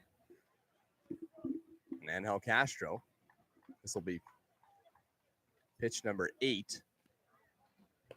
It's up and away, ball 4. Mateo Porcelato more than earns himself a leadoff walk. Angel Castro frustrated after that one. And the Jackfish dugout, they're pretty loud right now, so they were quite happy for that leadoff walk. They were pretty pumped up. Buono had that 3 up, 3 down in the bottom of the 4th inning. That's a dugout that does not think this game's over, which is also the right mindset to have. And leadoff base runner to potentially look at bringing in a couple of runs this inning. There is everything to play for the Welland Jackfish here tonight. There's a skunk on the field, Thomas. Oh, are you kidding me? We're going to go in time because it's right at Connect. No. See, and this is the issue. The rally skunk's been a nice thing, but we don't want to rally right now. No, we want to play baseball. Okay, wait, hold on. Dan Marr is going to go Dan assess Marr the is not going to do situation. anything to that skunk.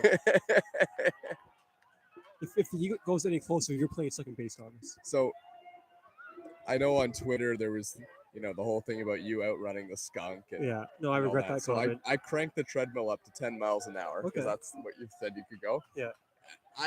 I could do it Okay. for about like 10 seconds. Yeah, okay, and then Yeah. I was like, my legs were burning. Yeah. They don't go 10 miles an hour, though, so it doesn't matter. But You don't think so? I read the skunk can get upwards of 10 miles. Really? Yeah. So if he really gets into one. if he gets into one. Yeah. So the people are I don't know. We got a couple. Okay, cops well, on bikes now that maybe they now can do they're something. cornering him in. That's bad because now the Welland Oh, Jackfish, 100%. it's like they're playing I Red hope he Rover sprays- with You the. want to spray to the right though if you're the skunk, because that's where the jackfish are located. I would prefer no one gets sprayed. Well, listen, it's a competitive advantage that Chrissy Pitts has got. No. I don't mean that somewhat. Yeah, all the skunks have Maple Leafs logos on their back.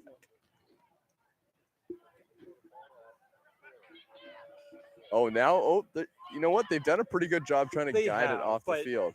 Is it going to go underneath? Don't forget. Oh, he Oh, lifted it his tail and sprayed. sprayed. Oh no. But no one sprayed back. Or so I guess no one's spraying back. But Well, no. look, Ryan, everyone's okay. did you hear what you just said? Yeah, no, if you're gonna ignore that. I meant it doesn't look like anyone got sprayed, not that he was sprayed back. Yeah, although I would like to see that. It is cornered right now, and yeah, the tail's up. You saw the Maple. Oh, This right, is so what were they This expecting? is These guys? this is so silly. Oh my god. I've said it. We're going to be doing this every game until this season ends. So how does this work now? So the I skunk don't now know. He doesn't know the skunk. I don't know if it's a he or a she. The skunk. Well, I don't doesn't want to know. identify, but in the event that, let's say the skunk, you leave the skunk alone now. Okay. Will it still be upset at what these two teams have done to this skunk in terms of putting it in this corner right now? Because do the skunks remember that now, or really go back to just being, hey, we're just enjoying the ballpark? It's like something you could Google. Castro's stretching.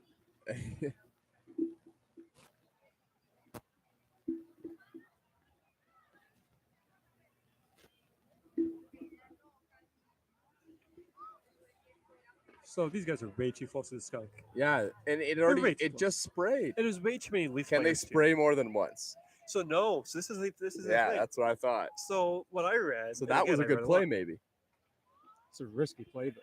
But yeah, so in the sense that that's why skunks don't love to spray, because once you spray, they're out of spray for quite some time. Right. So can you come back later tonight and spray? Yes. Well, let's play some baseball here at Chrissy Pitts.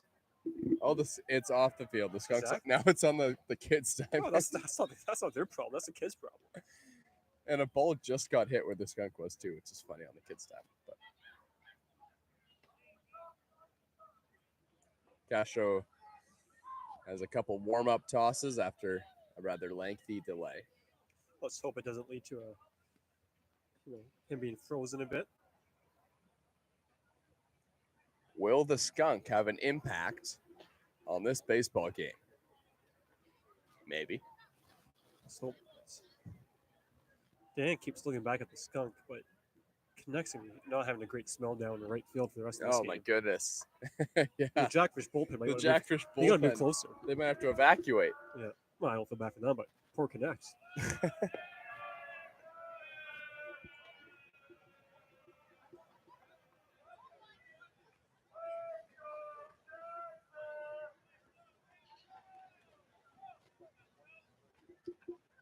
Counts 1-0. Hogan Brown is the batter. He's 0 for 1. For Castro, you just need to really throw strikes. Pick up the pace again. Brown check swing, little tapper behind home plate. Hogan Brown struck out in his first at bat, but came into this game hitting .454 in the playoffs. How about that? 10 for 22. Castro is at 77 pitches. Just relatively high at this stage of the game. No outs here in the fifth. Quite high, in fact. Scoring to bunt is Brown. Now he pulls the bat back. Pitch was a ball. Need a fifth inning here from Castro. Allow a run, maybe two, but can't really allow anything more than that. If that means the 6th and 7th from Jacober and the 8th and 9th from Hernandez, they'll do that. maybe even a 9-out save from Hernandez. Dylan Jacober has been an extremely underrated player It's going right in the towards first. playoffs. This is fouled down the left field line. Dylan Jacober pitched 4 scoreless innings against the Welland Jackfish in his last outing. That was here at Christie Pitts in Game 2. But that game was also very much overshadowed by 3 Marcus Connect home runs. 2-2 to Hogan Brown. Swinging a foul off the facing of the Toronto Maple Leafs dugout.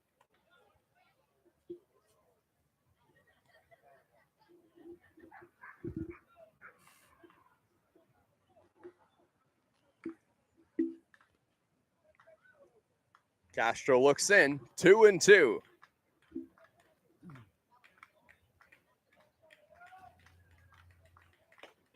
Way outside, and the Welland Jackfish left fielder has worked it to a full count here against Angel Castro. And now, if there's ever a time to find the strike zone, you'd have to imagine it's now for Angel Castro. And it can't just be a strike. It needs to be a quality strike, perhaps the biggest pitch of the game for Castro. The 3-2, there goes the runner. Pitch is outside, ball 4. The first 2 Welland Jackfish reach. And the worst part about that for the Toronto Maple Leafs was that was the 7 and 8 hitters. Yep. So here's Cena. He walked in his first at-bat. Zarly Cena has only had 4 at-bats in the playoffs, but he's 2 for 4. And both of those hits coming last night or Tuesday night. Tuesday night, and yeah, he has a walk in this game. And if he gets on base, this is a brand new game because the Jackfish have the top of their lineup coming up and Gio Morello up next. And Castro's lost his zone. And nobody's up in that Leafs bullpen. You have to think Jacober might have to get up at some point here. A glimmer of opportunity. This might be the game. Caught the eye of the Welland Jackfish. 1-0. Up and away. And Dustin Richardson is going to go out to talk to Castro. And it's going to be quick. He might, yep. Topley had a few words for Dustin Richardson, maybe to relay to Angel Castro as well from the dugout.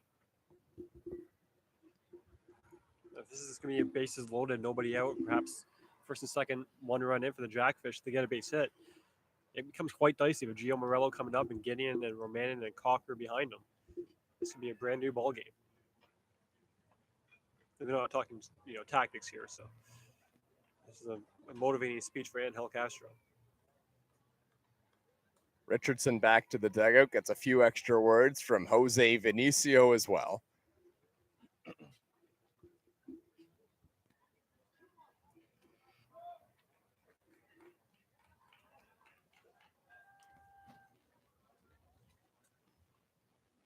Cena, the batter. First pitch is low for a ball once again.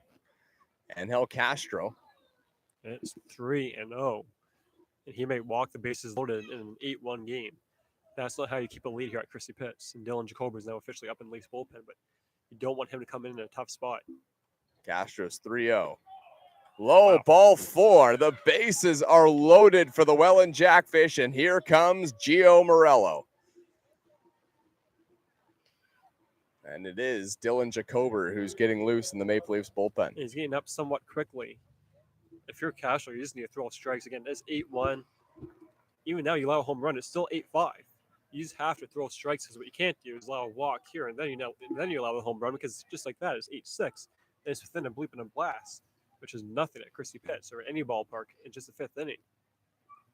This might be the game right now for the Jackfish. They need at least a couple runs. There's a breaking ball from Castro. He finds the strike zone. And the Leafs will happily take 2 outs for a run on a ground ball, but getting Morello to ground into a double play is not easy. Here's a ball lined into the outfield. It gets down. 1 run comes into the score. They're going to send the second. The throw to the plate is not in time. And the Jackfish have cut the lead to 8-3. We got a ball game here at Christie Pitts.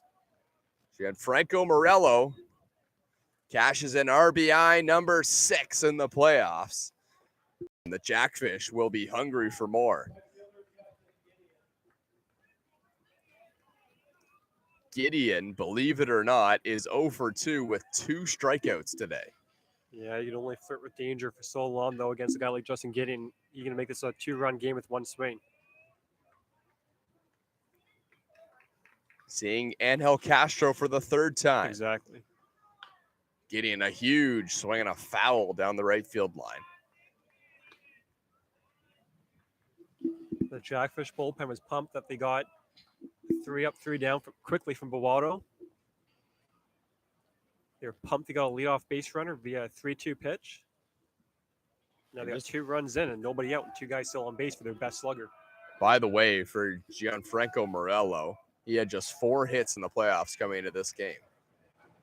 He has 2 already tonight. Yeah, he was due to break out at some point. He was not going to keep batting as low as he did. He was an on-base machine throughout the regular season.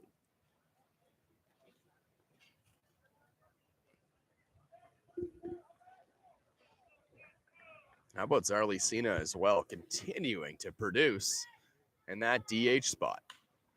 Gideon skies it in the air. Might not be playable, though. Castaldo comes over, and he he dropped it. Oh, he man. had it for a moment and then stumbled on the Welland Jackfish bullpen mound. And that is another life for Justin Gideon. That is, you almost can kind of feel what's going to happen on the next pitch, right? Whether it's a home run or a base hit, you don't give Justin Gideon a second life.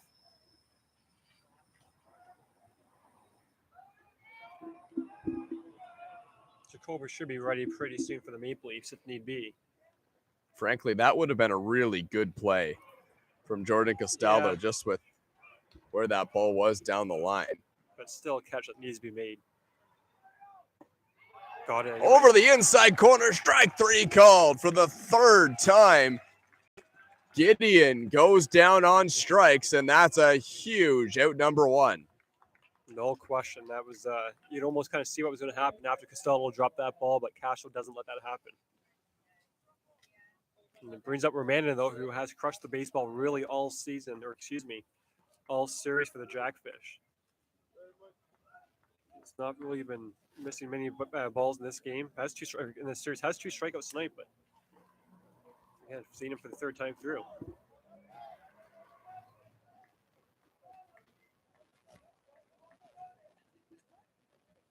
Yeah, incredible. That's strikeout number 7 for Angel Castro. 5 of them have been to the 2 and 3 hitters. Yeah. It's a big out here on Romanin. The ball on the ground might turn 2, but Romanin does not hit many balls on the ground. Castro steps off. Count is 1-0 on the Jackfish 3rd baseman.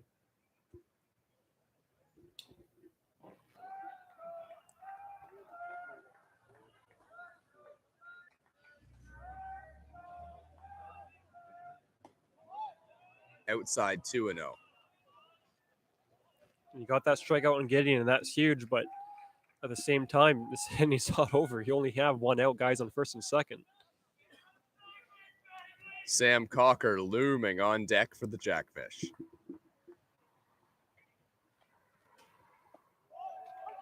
There's a strike, 2-1. So the defense has been relatively good for the Toronto Maple Leafs in this game. There have been a few unlucky bounces, but they made a couple errors last night, and coming into last night, they'd only made 3 errors the entire playoffs. Strike 2. Yeah, they've been excellent defensively until Tuesday night's game, and then you look at tonight's game.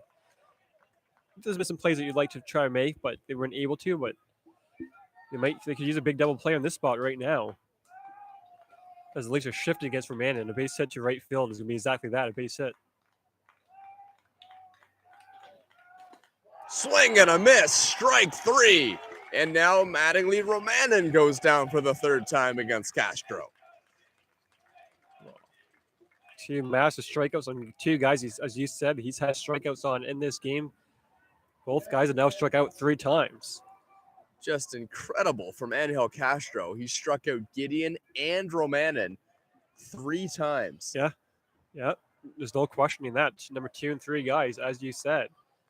And it doesn't get much easier with Sam Cocker, but this is a massive out now and a huge part in this game, a huge moment in this game. So now the 2, 3, and 4 hitters have combined for every single one of Angel Castro's strikeouts, except for Hogan Brown with 1 in the 8th spot. You know, Cocker's not looking to strike out here. Check swing. Oof. Pitch was just inside. 1-1. Dustin Richardson was staying for that one.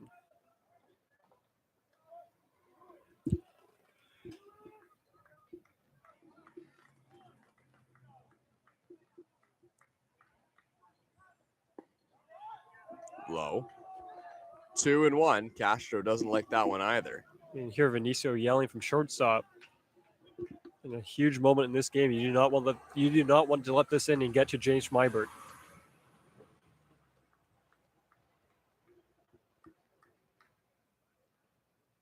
Smybert 1 for 2 with a solo home run to dead center field. Benicio still chatting with Angel Castro, and I think that was more of a pep talk than anything else. Yeah, and it wasn't to buy time for Jacober because Jacober is loose in that Leafs bullpen. He's ready to come in when needed. Castro takes a couple deep breaths, knowing the importance of this at-bat, not only in the ball game, but also in the series. The 2-1. Swing and a miss, strike 2. He made a good pitch over the inside corner.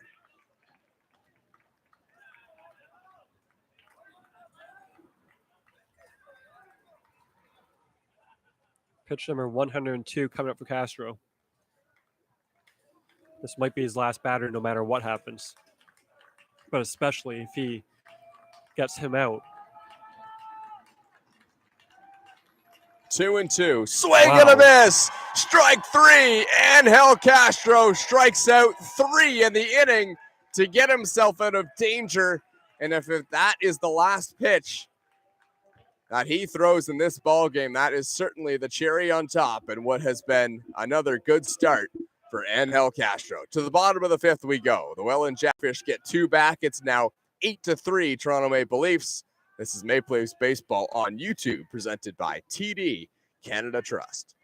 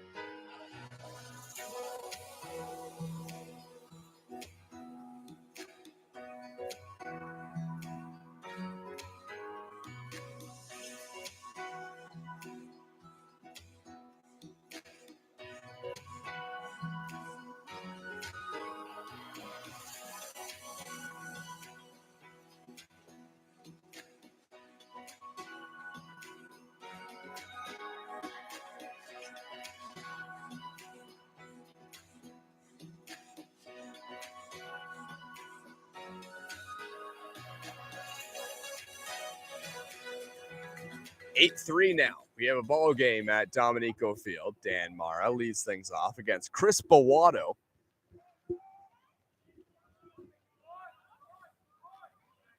If you're the Leafs, you really just need to get a couple runs back. Chris Bowato is locked in right now for the Jackfish. Watto trying to hold down the Maple Leafs for as many innings as possible and see if he can let the Welland Jackfish get back. There's a line drive into the outfield. That one splits the outfielder. Dan Mara thinking two, now puts on the brakes. It's a leadoff single for the Maple Leafs second baseman.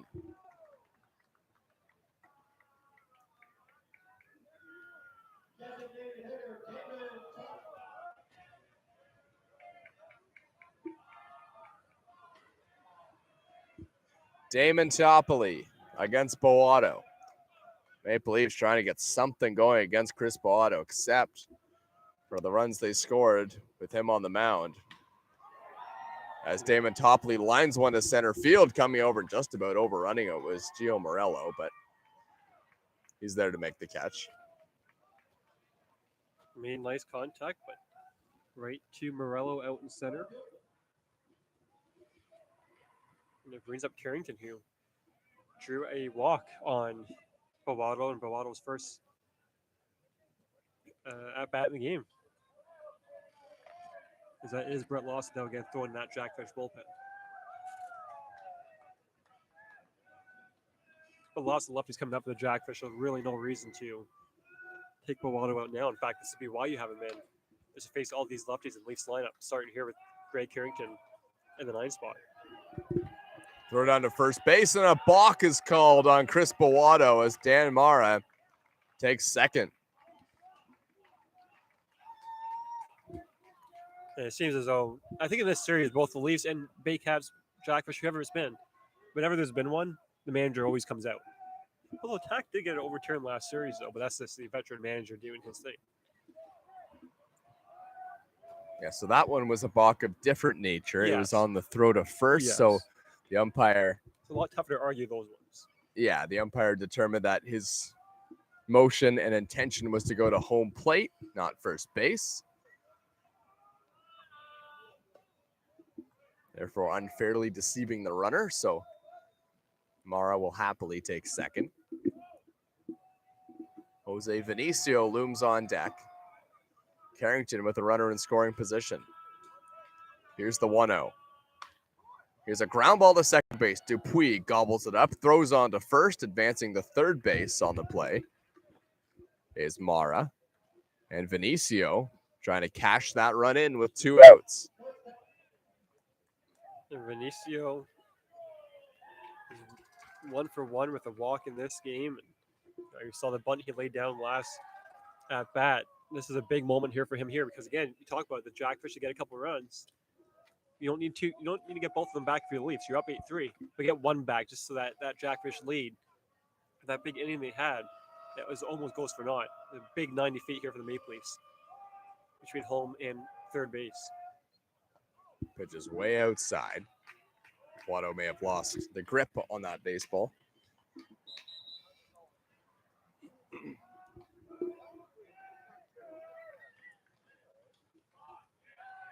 Mara's on third. He could have done a bunt down third baseline if needed. Instead, a big swing and a foul off down the right field line. He'd take the base easily given how back Roman is playing at third base.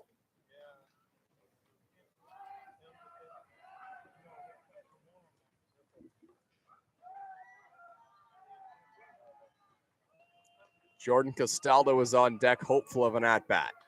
Vinicio fouls it off once again, another big cut.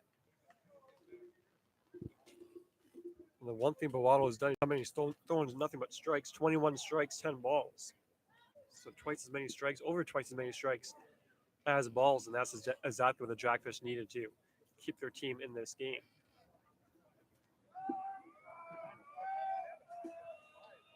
Another 1-2. Vinicio hits one on the ground to third. Oh, what a play by Romanin. Whips a throw to first in time to get the out. Mattingly Romanin just made a fantastic play to save the Jackfish a run. 8-3 Toronto Maple Leafs over the Welland Jackfish. This is Maple Leafs Baseball on YouTube, presented by TD Canada Trust.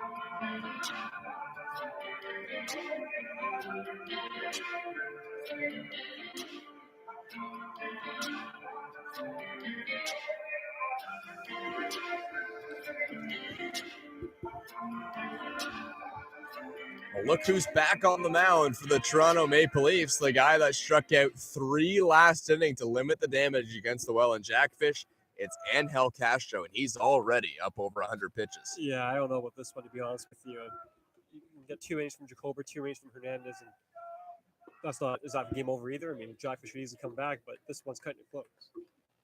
Well, let's see if Angel Castro has anything left in the tank. He started off the last inning with a little bit of control issues. Can't happen this inning.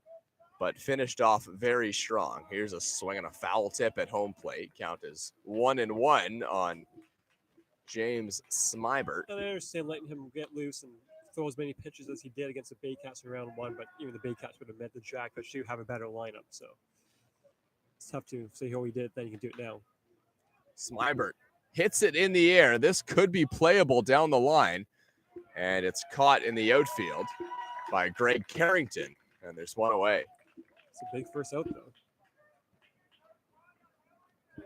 Yeah, it certainly is. Angel Castro with 9 strikeouts over 5 innings. Something about this Jackfish lineup that has yielded strikeouts for Castro. He had 8 in 3 1/3 against them last inning, although he did get tagged in the pitches that weren't strikeouts. That's correct.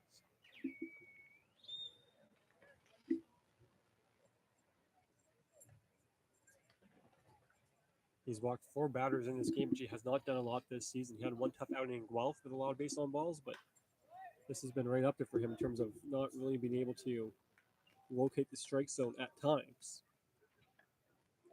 So far this inning, doesn't seem to have an issue. Lawson up for the the Panthers.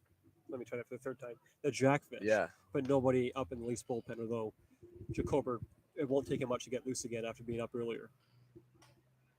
That was not great, eh? Baycats, Panthers, Jackfish. Wasn't great, but I mean, it happens. Doesn't matter all that They much. know who I'm talking about. Yeah. The viewers at home. Especially if it's a playoff series, yes, right? Yes, too. Why don't we just You make me feel better, though. Why don't we overanalyze that a little more, eh? Yeah.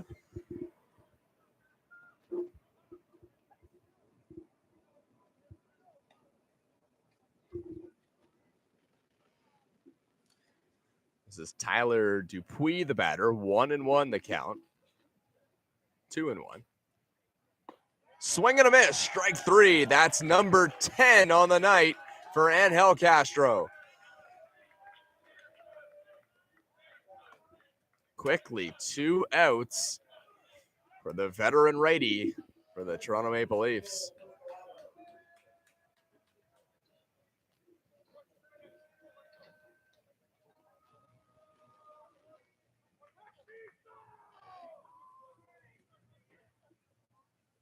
Pitch count for Angel Castro, 107.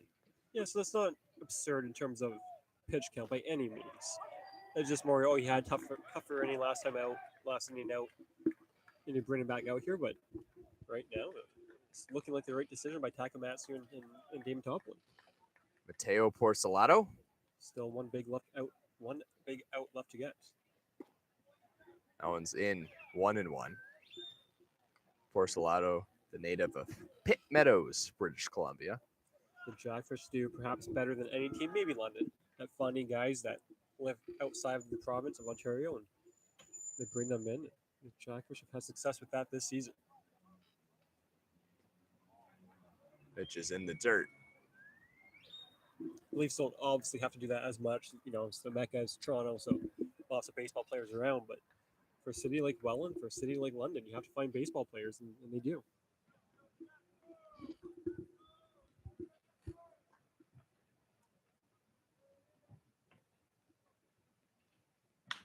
Swinging a ground ball to second base. It takes a high hop and gets over the head of Dan Mara. Oh, that would have been sweet for Angel Castro. But now he's going to have to face another batter in Hogan Brown. And that's not a batter he wants to be facing given the series and playoffs that Hogan Brown's been having. And there is nothing Castro can do on that play. He got a soft ground ball that was an easy 4-3 for Dan Mara until it wasn't. Yeah. And Chrissy Pitts bounce, and the inning continues for Jackfish. And this is what people say, oh, the Jackfish and Chrissy Pitts and this and that. The bounces all even out. Well, that one goes the Jackfish way. And that could be a potentially really big one because it continues the inning. Some speed on the bases now, some major speed. Hogan Brown has 2 home runs in the playoffs, if that was on your mind. And this time it will be a double down the line. Going to get it as Greg Carrington. He gets the throw back in quickly, so no runs score. But now there's second and third. And here's the guy that they've chosen to fill that DH spot in Zarly Cena. And how about that? It should have been a 3-up, 3-down. But a Chrissy Pitts bounce makes it now where it's a home run, makes it 8-6, and a base hit makes it 8-5. A wild pitch also brings in a run too, pass ball. So an inning that looked like it was going to be nothing but a breeze for Castro ended up being nothing but. Oh, that's got to be just a demoralizing feeling on the mound as a pitcher, but these are the moments that you have to fight through. And Angel Castro has certainly had to do this a couple times. Here's a ball hit in the air. This one's to left field, and it is up against the wall. Cena rounds first. He's into second. It's a 2 RBI double. The Welland Jackfish are able to take advantage. It's 8-5. And the Jackfish are going nuts right now in the dugout. And how can they not? They thought this inning was over. They thought it was going to be 8-3 heading into the 7th inning. It's instead 8-5 after a lucky bounce and then 2 legitimate base hits. It was nothing unlucky for the Jackfish. It was nothing lucky with the last 2 hits. They've been legit. And now it brings up Morello. Morello gets on. And Justin Gideon is a tying run. Gianfranco Morello is 2 for 3 today with 2 RBIs. This is very much a ball game, and there you go. The Toronto Maple Leafs had a couple bounces early on, and that was a big. That was I would say the more like the first Chrissy Pitts bounce though. Well, there was the one on Salazzo. Yeah. Back early in the game, but here's a ground ball to first base, a snare by Jordan Costello. He gets to the bag in time. And Angel Castro will eventually get out of it, but not before the Welland Jackfish take advantage of some good fortune. And once again, it's Cena who gets the 2 RBI double, and it is 8-5 in favor of the Toronto Maple Leafs. Thomas West and Ryan Eakin here at Dominico Field. This is Maple Leafs Baseball on YouTube, presented by TD Canada Trust.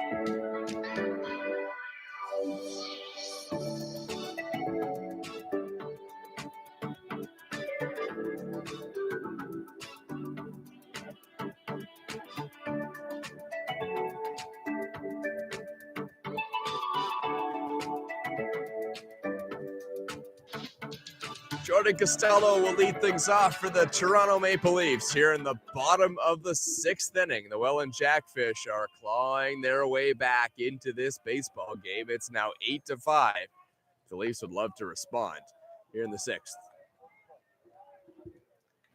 Strike one.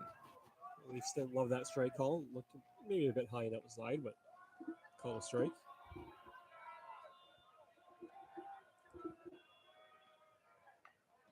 Jordan Costello taps one to the mound. Lawson's going to have to make a play on it. Throws it on to first, right on the money. One away. And unfortunately for Castaldo in that spot, he wanted to pull back. It was likely going to be a ball down low. Instead, he makes contact with it, has to run. It's one quick out. And the Jackfish bullpen is simply right now keeping them in this ball game. So Lawson's the new pitcher on the mound for the Toronto Maple Leafs. Lawson has pitched 4 2/3 innings in the playoffs. On September 4th, that was back in game 2, pitched a couple innings against the Maple Leafs, allowed just the 1 run. The one thing about Lawson, he does throw strikes. And he might only be a 1 or 2 inning guy, or he definitely is at this point, but you can get an inning from him here, maybe 2 innings, go to Davey Mendez, and he can lock things down. Ground ball to first base. That one's gobbled up and casually jogging to the bag as Porcelato. 1 away. And this Jackfish bullpen is about to throw their 4th inning of only 1 run baseball. That is how you keep a team in a game, especially here at Chrissy Pitts. And the Jackfish are doing this the old-fashioned way. They're not coming back in via a big 10-run inning or anything like that. 2 runs 1 inning, 2 runs the next inning. And just like that, it's 8-5. And it looks like it might be 8-5 as we head into the 7th. Here's Marcus Connect. Way inside, ball 1.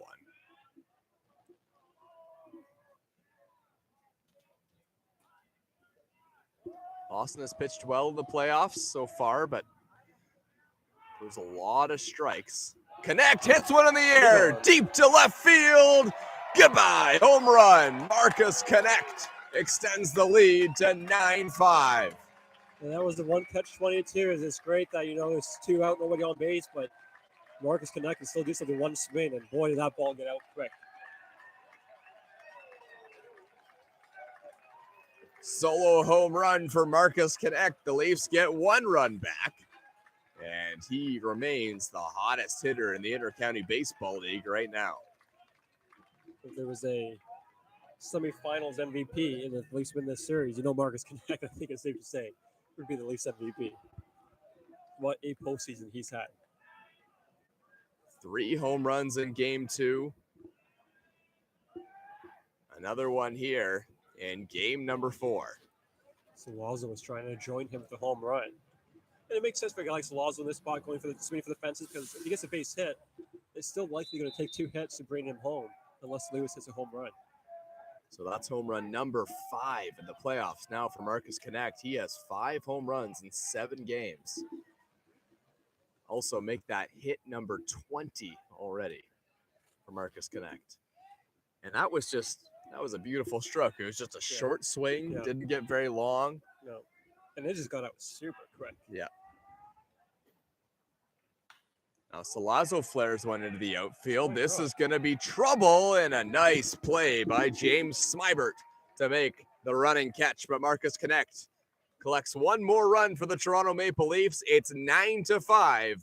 They lead over the Welland Jackfish. We head to the top of the 7th inning. This is Toronto Maple Leafs baseball on YouTube, presented by TD Canada Trust.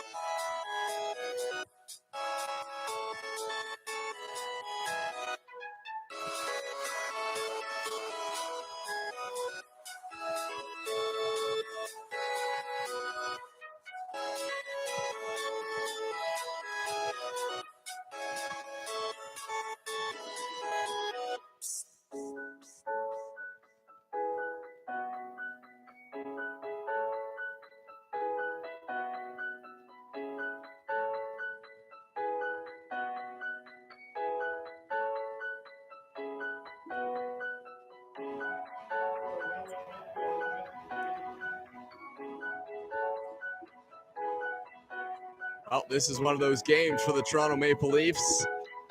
It's live or die by Angel Castro. 115 pitches in, but he is back on the mound for the top of the 7th inning. And the first pitch has popped up. It's going to be foul down the left field line. Yeah. I just look at it, you got Hernandez that can pitch the 9th and 8th. Jacober can pitch the 7th inning. Could have pitched the 6th inning. Castro's allowed 4 runs in the last 2 innings. Little chopper, but it went off the And listen, leg of Justin Gideon. I know he struck out Gideon 3 times, and I know he struck out Romanin 3 times, but I don't know if that would enter my decision making, but obviously it enters the decision making of Gary Takamatsu and GM Damon Toppoli. Yeah, it's an interesting decision to play the matchup here, and you'd have to imagine that Angel Castro probably talked his way back into this game a little bit as well. And I do think, though, if he allows a base runner, he's done. Dylan Jacober is very much ready. Yeah, he's standing on the mound, yeah. Castro. Long pause, might be high fastball. It is. It's popped foul behind home plate. Right to the cops on the bike. Didn't have much of an effort on the plate. They didn't care too much, no. Well.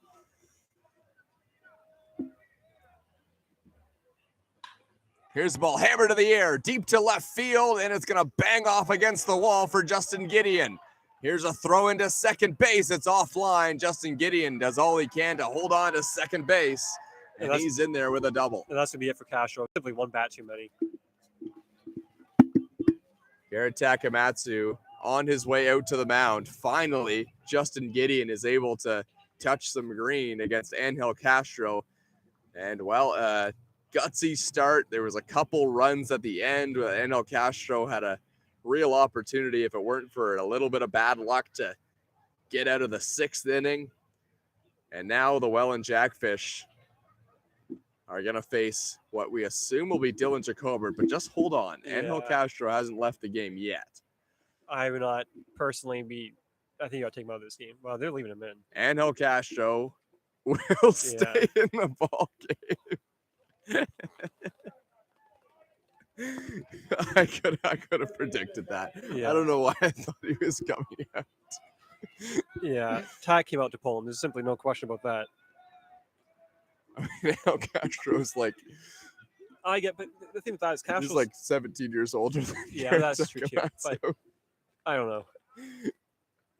I just look at that and think Castro's obviously a competitor. He doesn't want to come out of this game, but they've been hitting you the last 2 innings. You're well over 100 pitches, and you got 2 great options in the bullpen in Dylan Jacober and Franklin Hernandez. I'd have him out personally. Well, let's see if Angel Castro can live up to whatever convincing he was able to do. Swing and a miss.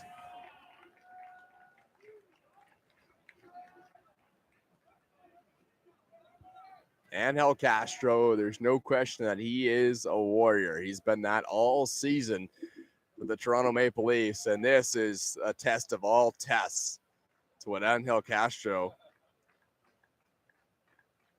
thinks he can do with this Welland Jackfish lineup, as that one's up and away.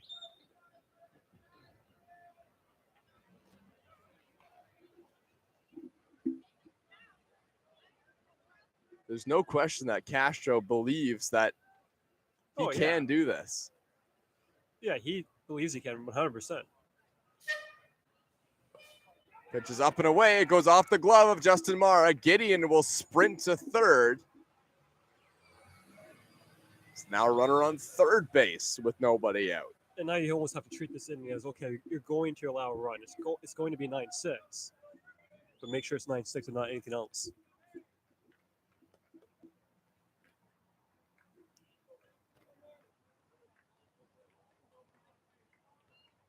Another 1-2 to Romanin. It's going to be 3-2 now, actually.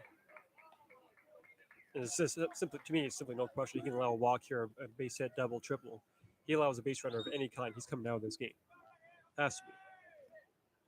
But that's a tough spot for Jacober to come into.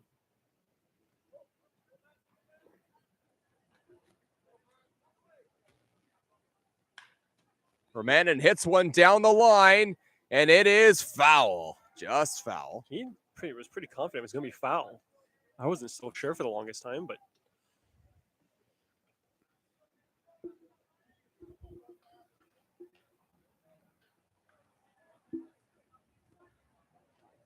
3-2. Runner on third. Here's a ground ball hit foul once again. Adding Romanen, forcing Angel Castro to keep pounding the strike zone.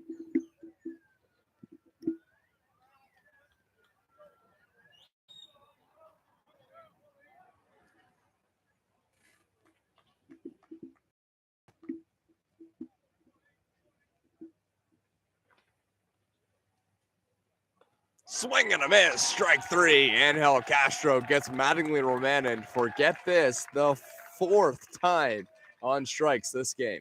yeah, so Gideon eventually was able to solve him with that double that was almost a home run, but Romanen not able to. And it has been a tough night for Mattingly Romanen as it brings up Sam Cocker, who he himself is 0 for 2 with a couple of strikeouts.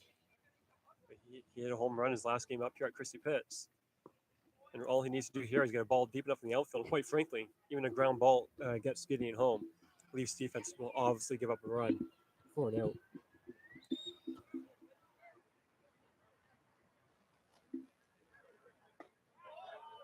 Pitch is low and away again, 2-0.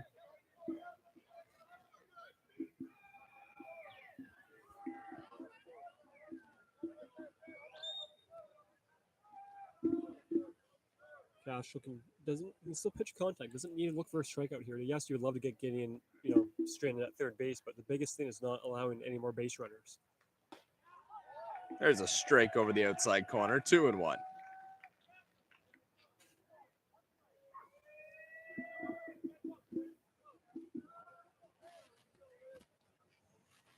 Quickly, Angel Castro delivers, and here's a ground ball to third base. John Salazzo's coming home, Wow. and they got him! Wow, what a play by Salazzo. John Salazzo, a gutsy play, and everyone's fired up, and the Maple Leafs hold on to the 4-run lead. And that's the third time, I believe, the Jackfish have run into it out. How can you blame Justin Gideon? Yeah, the rule is get less than 2 out, ground ball third base, why come home? But that was a tough play for Salazzo to make. I would have just assumed he was going to take the easy out at first. Again, at this point, you're counting outs. And since Salazzo comes up with his best defensive play, perhaps it's a Maple Leaf. And I believe that's his only defensive play this game as well. I don't remember a ground ball being hit to third base other than the one that got by him on the tricky hop. And there's strike one.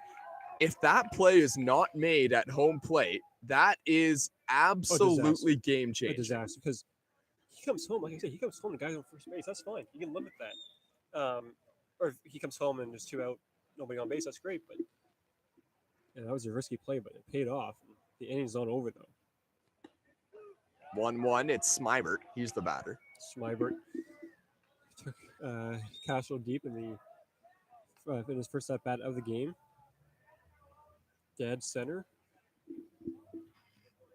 He's got power. Led the IBL in doubles throughout the regular season. Didn't have a lot of home runs, but that's due to playing at the stadium that he plays in. Swing and a miss. Strike two. That pitch count, again, I think everyone knows math is not my strong suit, but he's at 82 strikes and 53 balls. Yeah, so 132 pitches. Yeah, it's a lot of pitches. As Franklin Hernandez now has that sweater up. Nope, that's not Franklin Hernandez. I don't believe. That's Tossin. 1-2. Wow. Swing and a miss! Strike three! Angel Castro, are you kidding me? He walks off the mound in a flurry of celebration and strands a runner on third base with nobody out. And the Toronto Maple Leafs continue to lead 9-5. We head to the bottom of the 7th inning. This is Toronto Maple Leafs baseball on YouTube, presented by TD Canada Trust.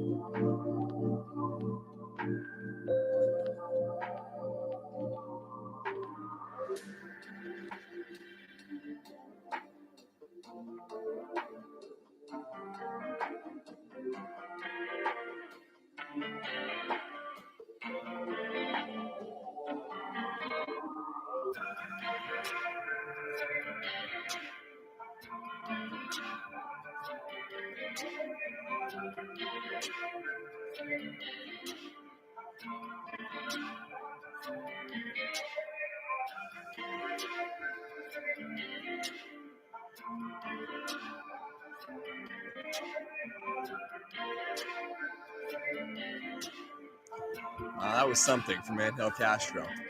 Quite the emotion too. Cool. And is he coming out of this game? I'm done guessing. I don't know. He might be. I mean, he was yelling in the dugout. Oh, was he yelling? Is that why Yeah. you think he's coming out? Yeah, I mean, I don't know what his end of game emotions felt like.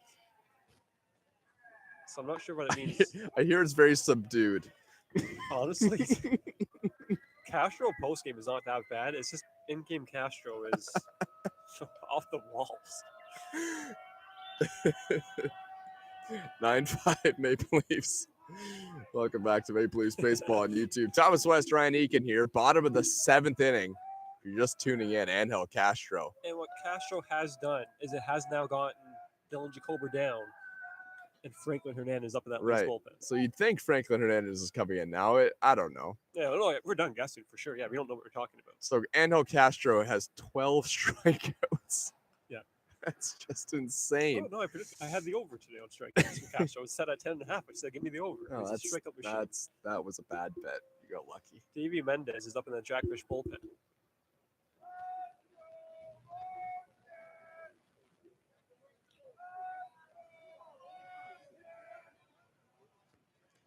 So here's a fly ball hit to left field. Moving over is Hogan Brown. He makes the catch. And there's one away. Lewis just missed that one, and that was not a pitch that was thrown with much velocity from Lawson. That was a breaking pitch that dipped quite a bit. As Lawson's pitching is off right now, perhaps his last season in the IBL.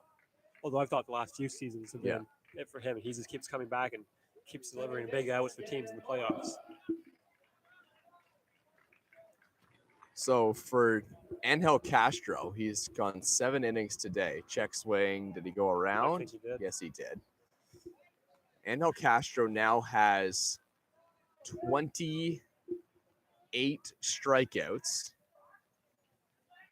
Last 3 games? Yeah, last 3 games, but that's 28 strikeouts in 18 and a third innings pitched. Yep, that plays. In this ballpark? That is plays. Claudio Custodio It numbers. is Claudio Custodio. Ground ball. This is going to be a long throw for Smybert. What a throw. In time. Oh, man, that was a cannon from shortstop Yeah, from that's a cannon. James Smybert. 2 away. Claudio Custodio and glove. All finished up. Jeez. Is that ever a surprise in round number 1? Yeah. And, hey, the team that beat them is hanging around I'm not- against the London I'm Majors. not writing Hamilton off that series. No, I'm not either. They just and we knew it on the broadcast. There was something about the Hamilton Cardinals that they were a scrappy What was team. sketchy about them is like we're like facing them is when you trail by like the 6th or 7th inning, Yeah, the game's over. So it's you have over, to play a yeah. 7 inning ball game. Ground ball to third. Romanin has it. Whips a throw to first. Damon Topley is retired. And who's coming out of the dugout? Franklin. Just Franklin. Franklin Hernandez is coming. I had a feeling. Yeah, I mean, I had a feeling 2.5 innings ago about Jacober coming in, but no, Franklin Hernandez gave him a clean inning. Let him close this out. Let him try to take it to your finals. And if he runs into trouble, Jacober's been just as great, but it's Franklin Hernandez time here in Toronto. We'll have the Woodbine Racetrack call to the bullpen when we come back. This is Toronto Maple Leafs Baseball on YouTube, presented by TD Canada Trust.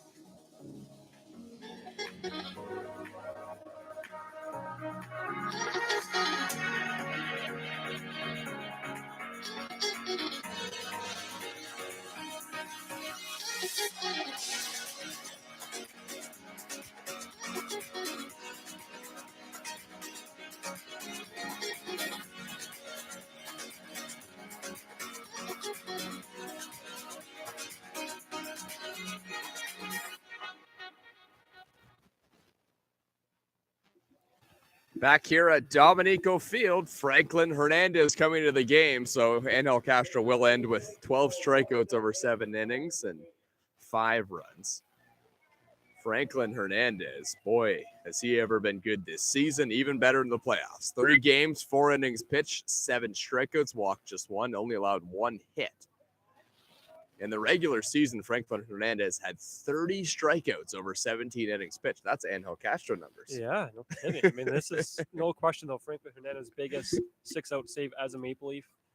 And his biggest pitching performance here will have to come here this inning. And then also the 9th inning, too, because no Dustin Richardson, maybe Jacober behind him, but at least have to go to Jacober. This game might be out of hand. So this is all Franklin Hernandez take home for the Maple Leafs.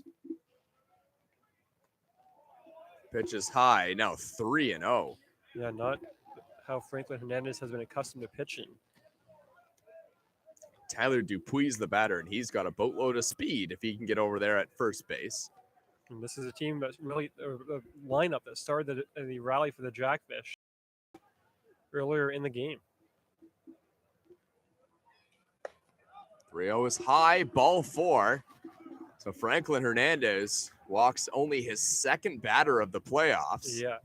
And that's not what we usually see from Franklin Hernandez. What we usually see is a hard fastball and a wipeout slider to go along with it. Yeah, and he's got to settle back down. Ground ball away from turning to you. And, yeah, you just need outs. So that's all you need, right? I mean, strikeouts would be amazing, but outs of any kind gets the job done here. As the Leafs are counting outs up by 4 runs in this game, 9-5.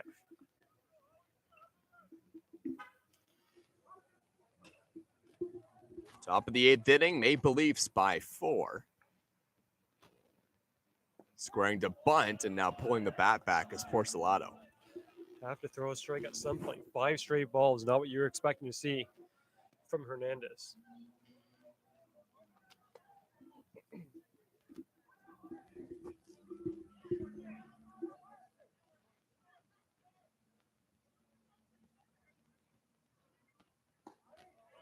There's a strike from Hernandez. Another fake bunt attempt by Porcelato. You know, also the idea for the Jackfish bunt would be to get on base.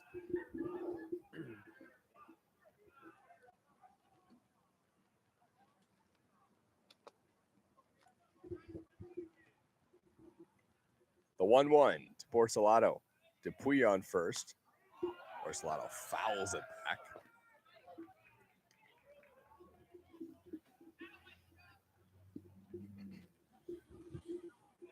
2 home runs, 6 RBIs in the playoffs. 8 for 22 is Mateo Porcelato. Good for a 6 or 363. Yeah, if it starts with a 6, you're on another level. Your Marcus connects. Marcus connects. 1-2 now. Will Hernandez go with that nasty slider? He does. It's inside. 2-2, and how Porcelato laid off that one, I have no idea. Yeah, it looks quite enticing coming in, especially to a left-handed bat. Or for a left-handed bat, but nonetheless, he doesn't.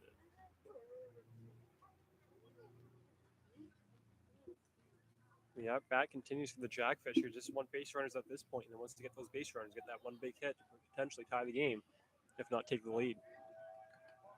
Runner on first, nobody out. Hernandez is 2-2. Another slider, and Porcelato, iron fists, lays off once again. Full count. Should lay that off is pretty impressive. And you might have to go to a fastball here if you're Hernandez, because that slider is just missing. Yeah, he was not taking all the way. He recognized that slider, which not many have been able to do against Franklin Hernandez this season. And here's a throw to first, and that one was with the intent of picking off Dupuy.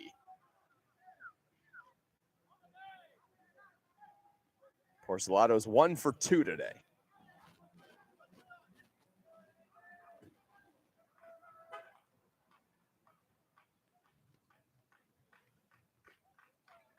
Three-two, outside corner. Oh, and to everyone's dismay, it was outside for ball 4. Justin Morrow was standing up to throw the ball down to third base, and now the Welland Jackfish have 2 on with nobody out against Franklin Hernandez. Again, always tough to tell up here, but all we can say is that the Leafs thought they got that call, right? Angel Castro in the dugout, Dustin Richardson in the dugout, Franklin Hernandez on the mound, and Justin Morrow on the mound. And this inning gets interesting right now. This is Hogan Brown. He scored 2 runs today. His 2 at-bats. Hogan Brown just can't stop scoring. Breaking ball just missed outside. The Jackfish bullpen, you would not think they're down 9-5 in the game right now. They're right into it, and they have been this entire time as they continue to chip at that Maple Leafs lead. You know they smell blood right now. Can they scratch across a run or maybe more in this inning? Franklin Hernandez facing some adversity. There's a strike over the inside corner. That was not a strike in the last at-bat.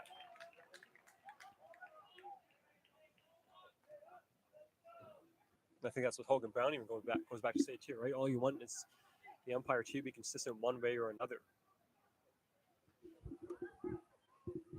1-1. Over the outside corner there. That one's a strike.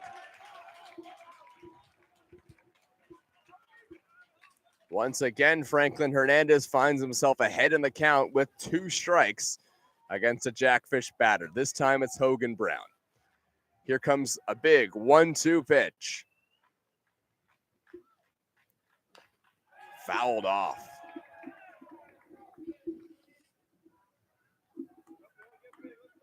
Hernandez will have to do it again.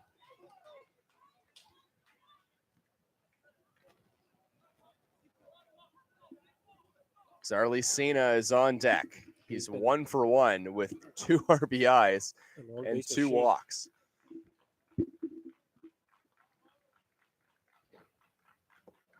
Just outside, trying to pick the back door was Franklin Hernandez. I don't know if there's anyone more confident in throwing a backdoor slider than Franklin Hernandez. Yeah. Right now he's going to throw it for a strike and make it an efficient strike too, the one that can't be hit. Can't allow any more base runners right now. 2-2. Breaking ball, strike 3 called. Hogan Brown was buckled by Franklin Hernandez. And here comes Cena. It's you need to get Cena out here because you can't let the tying run come to the plate for Gio Morello. Because even if you get Morello, then let's see on K's. It brings up Justin Gideon, who would be swinging for the fences. So it's hard to tell, movement on pitches and speed and location on pitches from, the elevation that we're at here in the commentary booth at Dominico Field as the first pitch is low to Cena. But what you can tell is that there's no one else in the league that throws pitches that has batters reacting the way that it does against that slider of Franklin Hernandez. No question. You have not seen any more uncomfortable strikes taken than on that slider. Yeah, because a guy like Claudio is just going to make you swing and look like you've been, swinging for the fences, right? Yeah, Hernandez can buckle you, no question. Yeah, it's not the swing and miss on the slider, which he gets a lot of. It's the back door and the front door sliders that are called for strike 3 that just has batters mystified at the plate. 1-1. That time it was a front door slider. Here's a throw down to second. It gets into center field. All the runners will hold their ground as Connor Lewis was charging in case of that exact situation. And that might be a little bit aggressive. So he had to play for half a second, but Mara didn't realize it. And then once he did realize it, even if it was a great throw, which it wasn't, he had no chance of getting them. It almost ended up being a disaster for the Maple Leafs because it's not even necessarily the 2 runners on base, but you want to keep the force out in place. Or the double play, but that's probably not what's on the mind right now at the Leafs. You'll take it out with any kind. You just have to get Cena because you can't allow Morello to come up representing the tying run. Cena takes up and away 3-1, and the control issues haven't been blatant, but it's the most that we've seen from Franklin Hernandez in the playoffs. He's thrown twice as many balls as he has strikes. 13 balls, 7 strikes. Almost twice as many. Can he make a pitch here? 3-1. Swing and a miss. Full count. Pretty much has to go back to that pitch. If it gets hit, but you can't walk the bases loaded for the top of that Jackfish lineup. Yeah, the slider's probably not going to get hit. It's just a matter of whether Franklin Hernandez can locate it in the bottom half of the strike zone. Is that what he's going to try and do right here? 3-2. Swing and a miss. Yes, he did go right back to it. Strike 3, 2 away. And that was a massive out because he didn't want Morello coming up as a tying run. And now this is the biggest out of the game because you can't have Gideon come up as a tying run.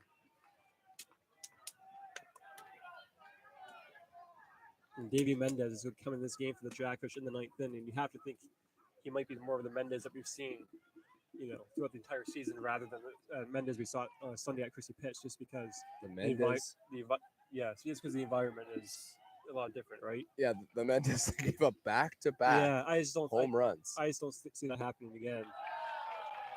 Just given that was just a strange game. None of the balls was absolutely crushed. That had nothing to do with the weather or all that. The connect home run was mammoth, but not that you can't get to him. I'm saying I expect Mendez to be locked in. And you go to Davey Mendez here because there is nothing left to play for. If you don't win this game, there's a strike. 0-2. Franklin Hernandez might be finding his groove after walking the first 2 batters. Gio Morello. I would not be. I go high fastball. 0-2. What a battle. I think he's going to the slider. It's got to be a high fastball. Well, if it's going to be a fastball, though, it has to be high. Wow. Fastball. Strike 3 called. Franklin Hernandez strikes out 3 in a row.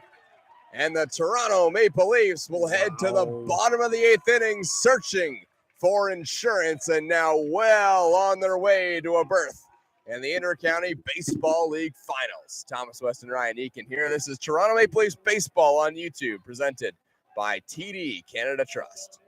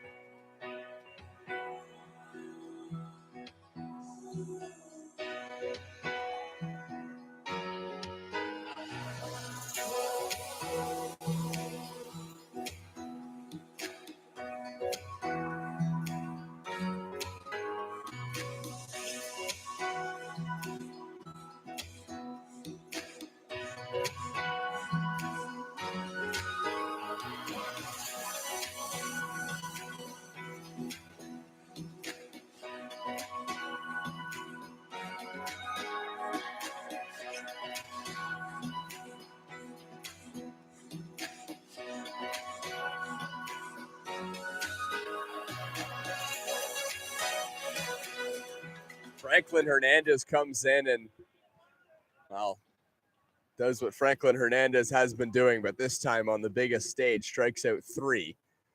Here's Davey Mendez.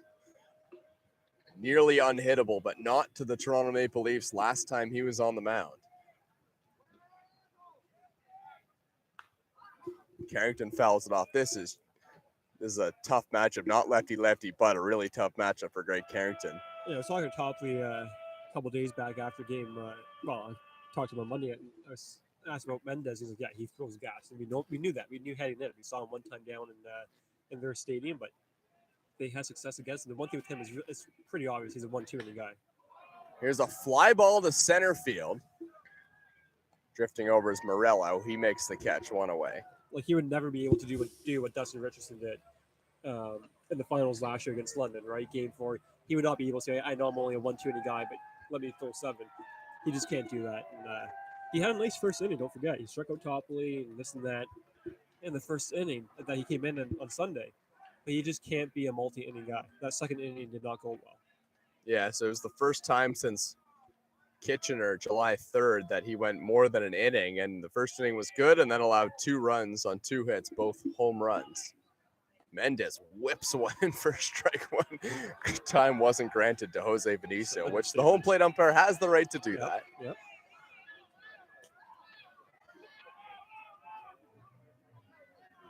Davey Mendez has walked 1 batter since July 7th. He's also given up 1 hit in the regular season. That's it. So we're talking about 2 hits against Davey Mendez, but that was double what he gave up all regular season. He did it in 1 inning. Yeah, back-to-back bombs. Yeah. Connects bomb being the longest bomb we have seen at Christie Pitts all season. Strike 1 on Benicio. Way inside. And this umpire Jose had a tough Benicio day. is not happy about it. Well, 1-1. This is one of the things with Mendez too is that he does have some control issues to some extent. And he's not on that one, but obviously there's no intent by Mendez to hit Benicio. Yeah, it's No intent, yeah. intent. And the control issues are also very, very minimal. Yes, Big swing and a miss, 1 and 2. but I say even Jose Fernandez likely doesn't throw the gas that Mendez throws. Fernandez definitely has the better off-speed stuff. Yeah. But there's no question Mendez is coming in and he is throwing gas. 1-2 on Benicio. Swing and a miss, strike 3. Jose Benicio is swinging for the fences. 2 away. And it brings up a guy that was one of those guys that had some success against Mendez, and he took him deep, and then Connect followed that up with a home run even bigger off of Mendez. But Mendez right now simply looking to keep it 9-5 heading into the 9th inning. First pitch outside, ball 1. And hindsight's always 20/20, but I mean, in a game like this where it's elimination for the Welland Jackfish, I almost wonder if you use your bullpen backwards in the game. Yeah. Like, Yeah, I is know what it you're Davey saying. Mendez who comes in with that bases loaded and nobody I out agree. I situation? always thought that kind of stuff too, yes. But no team in this league really does that. No team really in Major League Baseball does that either. Especially given, now mind you, that was the 3rd inning, so I do understand that was really early. to Really go early, Mendez. yeah. And then once Mendez throws the 3rd inning, maybe the 4th inning, he's done because again he can't go the distance, or even beyond 2 innings. I mean, know what I you're have saying, no but trust doubt Davey Mendez could get out of a bases loaded, nobody out In that inning, situation. 100%. Breaking ball that time. 2-1.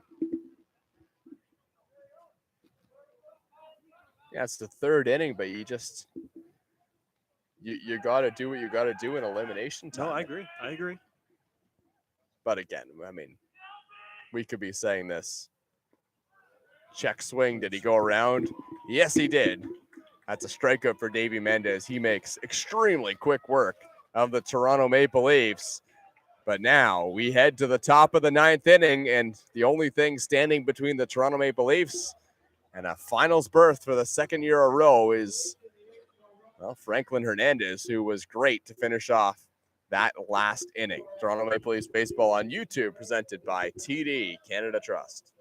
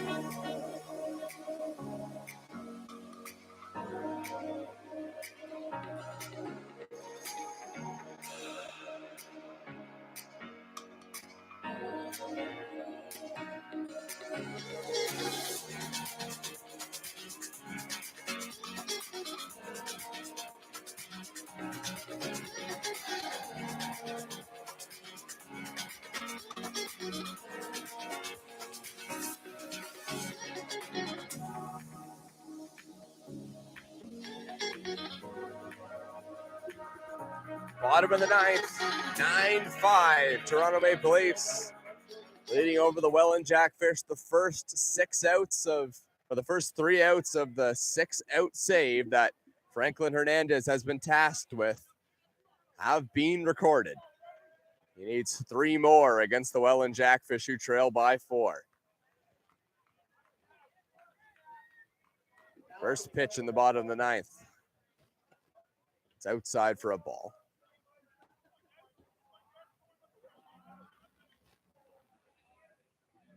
Justin Gideon is the batter.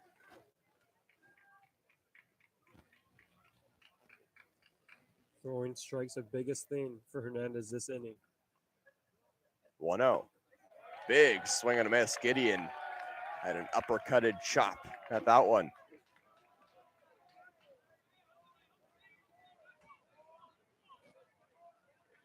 Gideon is 1 for 4 with 3 strikeouts. Mattingly Romanen's on deck. He struck out all 4 times he's come to the plate. Pitch is a strike, 1-2.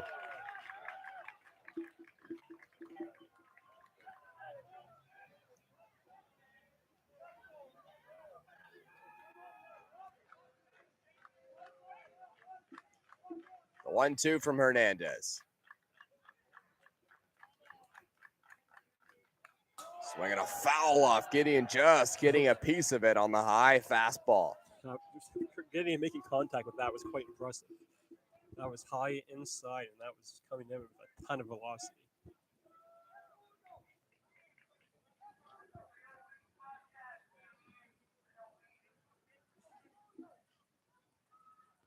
Another 1-2.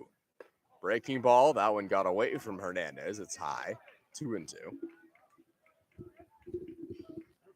Franklin Hernandez walked the first 2 batters in the 8th and then struck out 3 in a row. That's still a Jackfish dugout with tons of confidence. Yelling to Gideon to win this at-bat. That's all they need to do right now is to win the next 2 at-bats. Breaking ball just missed high. Full count. Can Gideon find a way to get on? A home run is the same as a walk, which is why I would throw a strike right down the plate and see if you can get him to swing and miss or hit it right to somebody, because it doesn't matter if it's a walk or a home run. Here's the pitch. Wow. Swing and a miss. Strike 3. Gideon snaps the bat. And that's the first broken bat I've ever seen on purpose here in the IBL. Those bats are expensive for a semi-pro league. But Justin Gideon, who began this season in Hamilton, asked out to try to win a championship, is the first out of this inning. It's Hamilton, by the way, still playing. I've never seen that. I've never seen a guy break his bat in this league. I've seen guys want to. Never seen it. Justin Gideon, he came into that bat and he was already fueled up. Yeah, not having his best night. That's the 4th Justin strikeout. Gideon's still a guy trying to be in the finals. Never been in the finals in his time in the IBL, despite being players. So. I know he won that. This game's not over.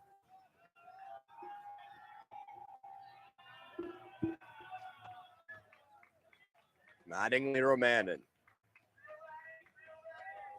Inside and it hit him. So Mattingly Romanen will head down to first base. And a little bit of life for the Welland Jackfish. And the Jackfish will take that. A soft hit by pitch to Romanen.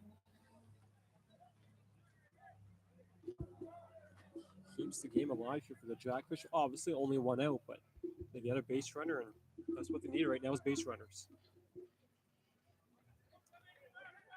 Sam Cocker.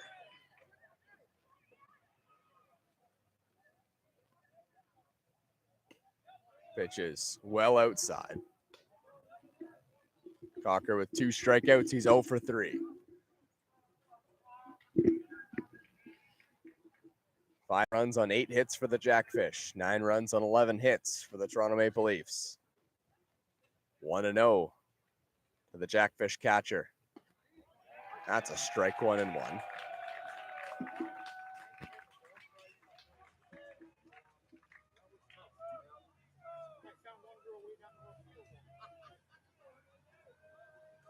Bottom of the 9th.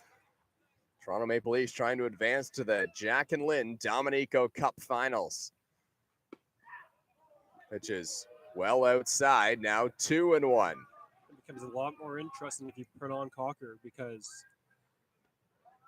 he would be one base runner away from having a tying run to the plate here at Christie Pitts. The right guys are up for the Welland Jackfish. The guys that have been doing it all year for them. James Smybert waits on deck.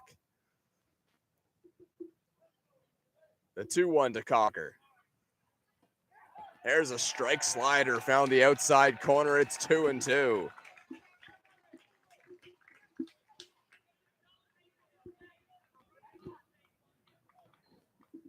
Cocker 5 for 22 coming into this game in the playoffs. Looking for his first hit of the evening. The 2-2.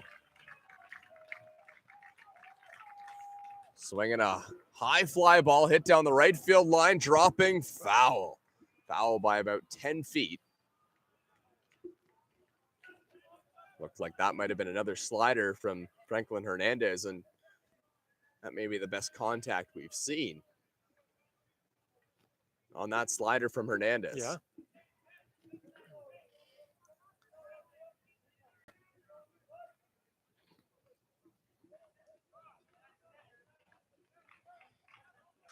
Is the fastball up or the slider away? I think you might go fastball here after throwing that slider. 2-2. Wow.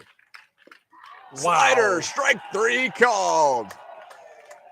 Franklin Hernandez picks the inside corner, and the Toronto Maple Leafs are 1 out away. And this is a lot of complaining from a team that Franklin Hernandez is simply throwing strikes. And not that it really matters if he gets tossed at this point, barring the game going to extra innings, but I'm not really sure what the argument is. I know everyone wants to complain about umpires. That's the easy way to, kind of admit defeat, but I just don't see it. James Smybert is 1 for 4. The 1 is a solo homer. It's the second Jackfish we tossed from this game. First pitch, defensive indifference will allow the runner to head down to second base. At least we're able to take away the Jackfish game tonight, and perhaps a one-trick pony team in the sense that if they're not running and causing havoc, what can they do? At least they're 1 out away from maybe proving that they can be, or they are a one-trick pony, but lost the baseball left. Slider in there for a strike.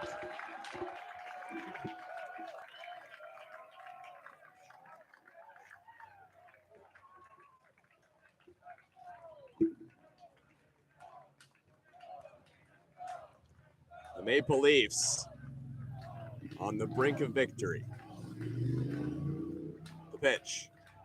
Swing and a miss! Strike 3! The Toronto Maple Leafs are headed to the Jack and Lynn Dominico Cup Final for the second time in as many years, and it comes via a 9-5 win and a 3-1 series win over the Welland Jackfish in round 2. All hail the Dominicans and Hal Castro, 7 innings.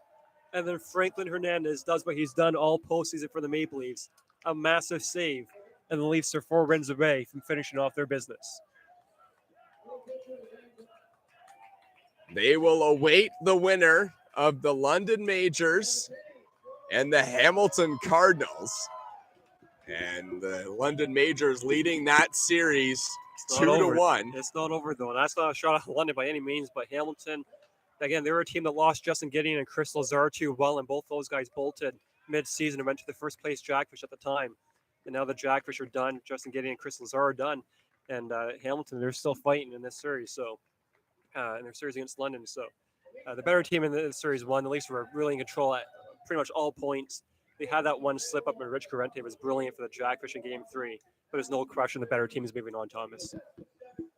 8 runs came in the first 3 innings for the Toronto Maple Leafs. They capitalized early and come away with a series-deciding victory here against the Welland Jackfish. From Thomas West and Ryan Eakin, this has been Toronto Maple Leafs Baseball on YouTube, presented by TD Canada Trust.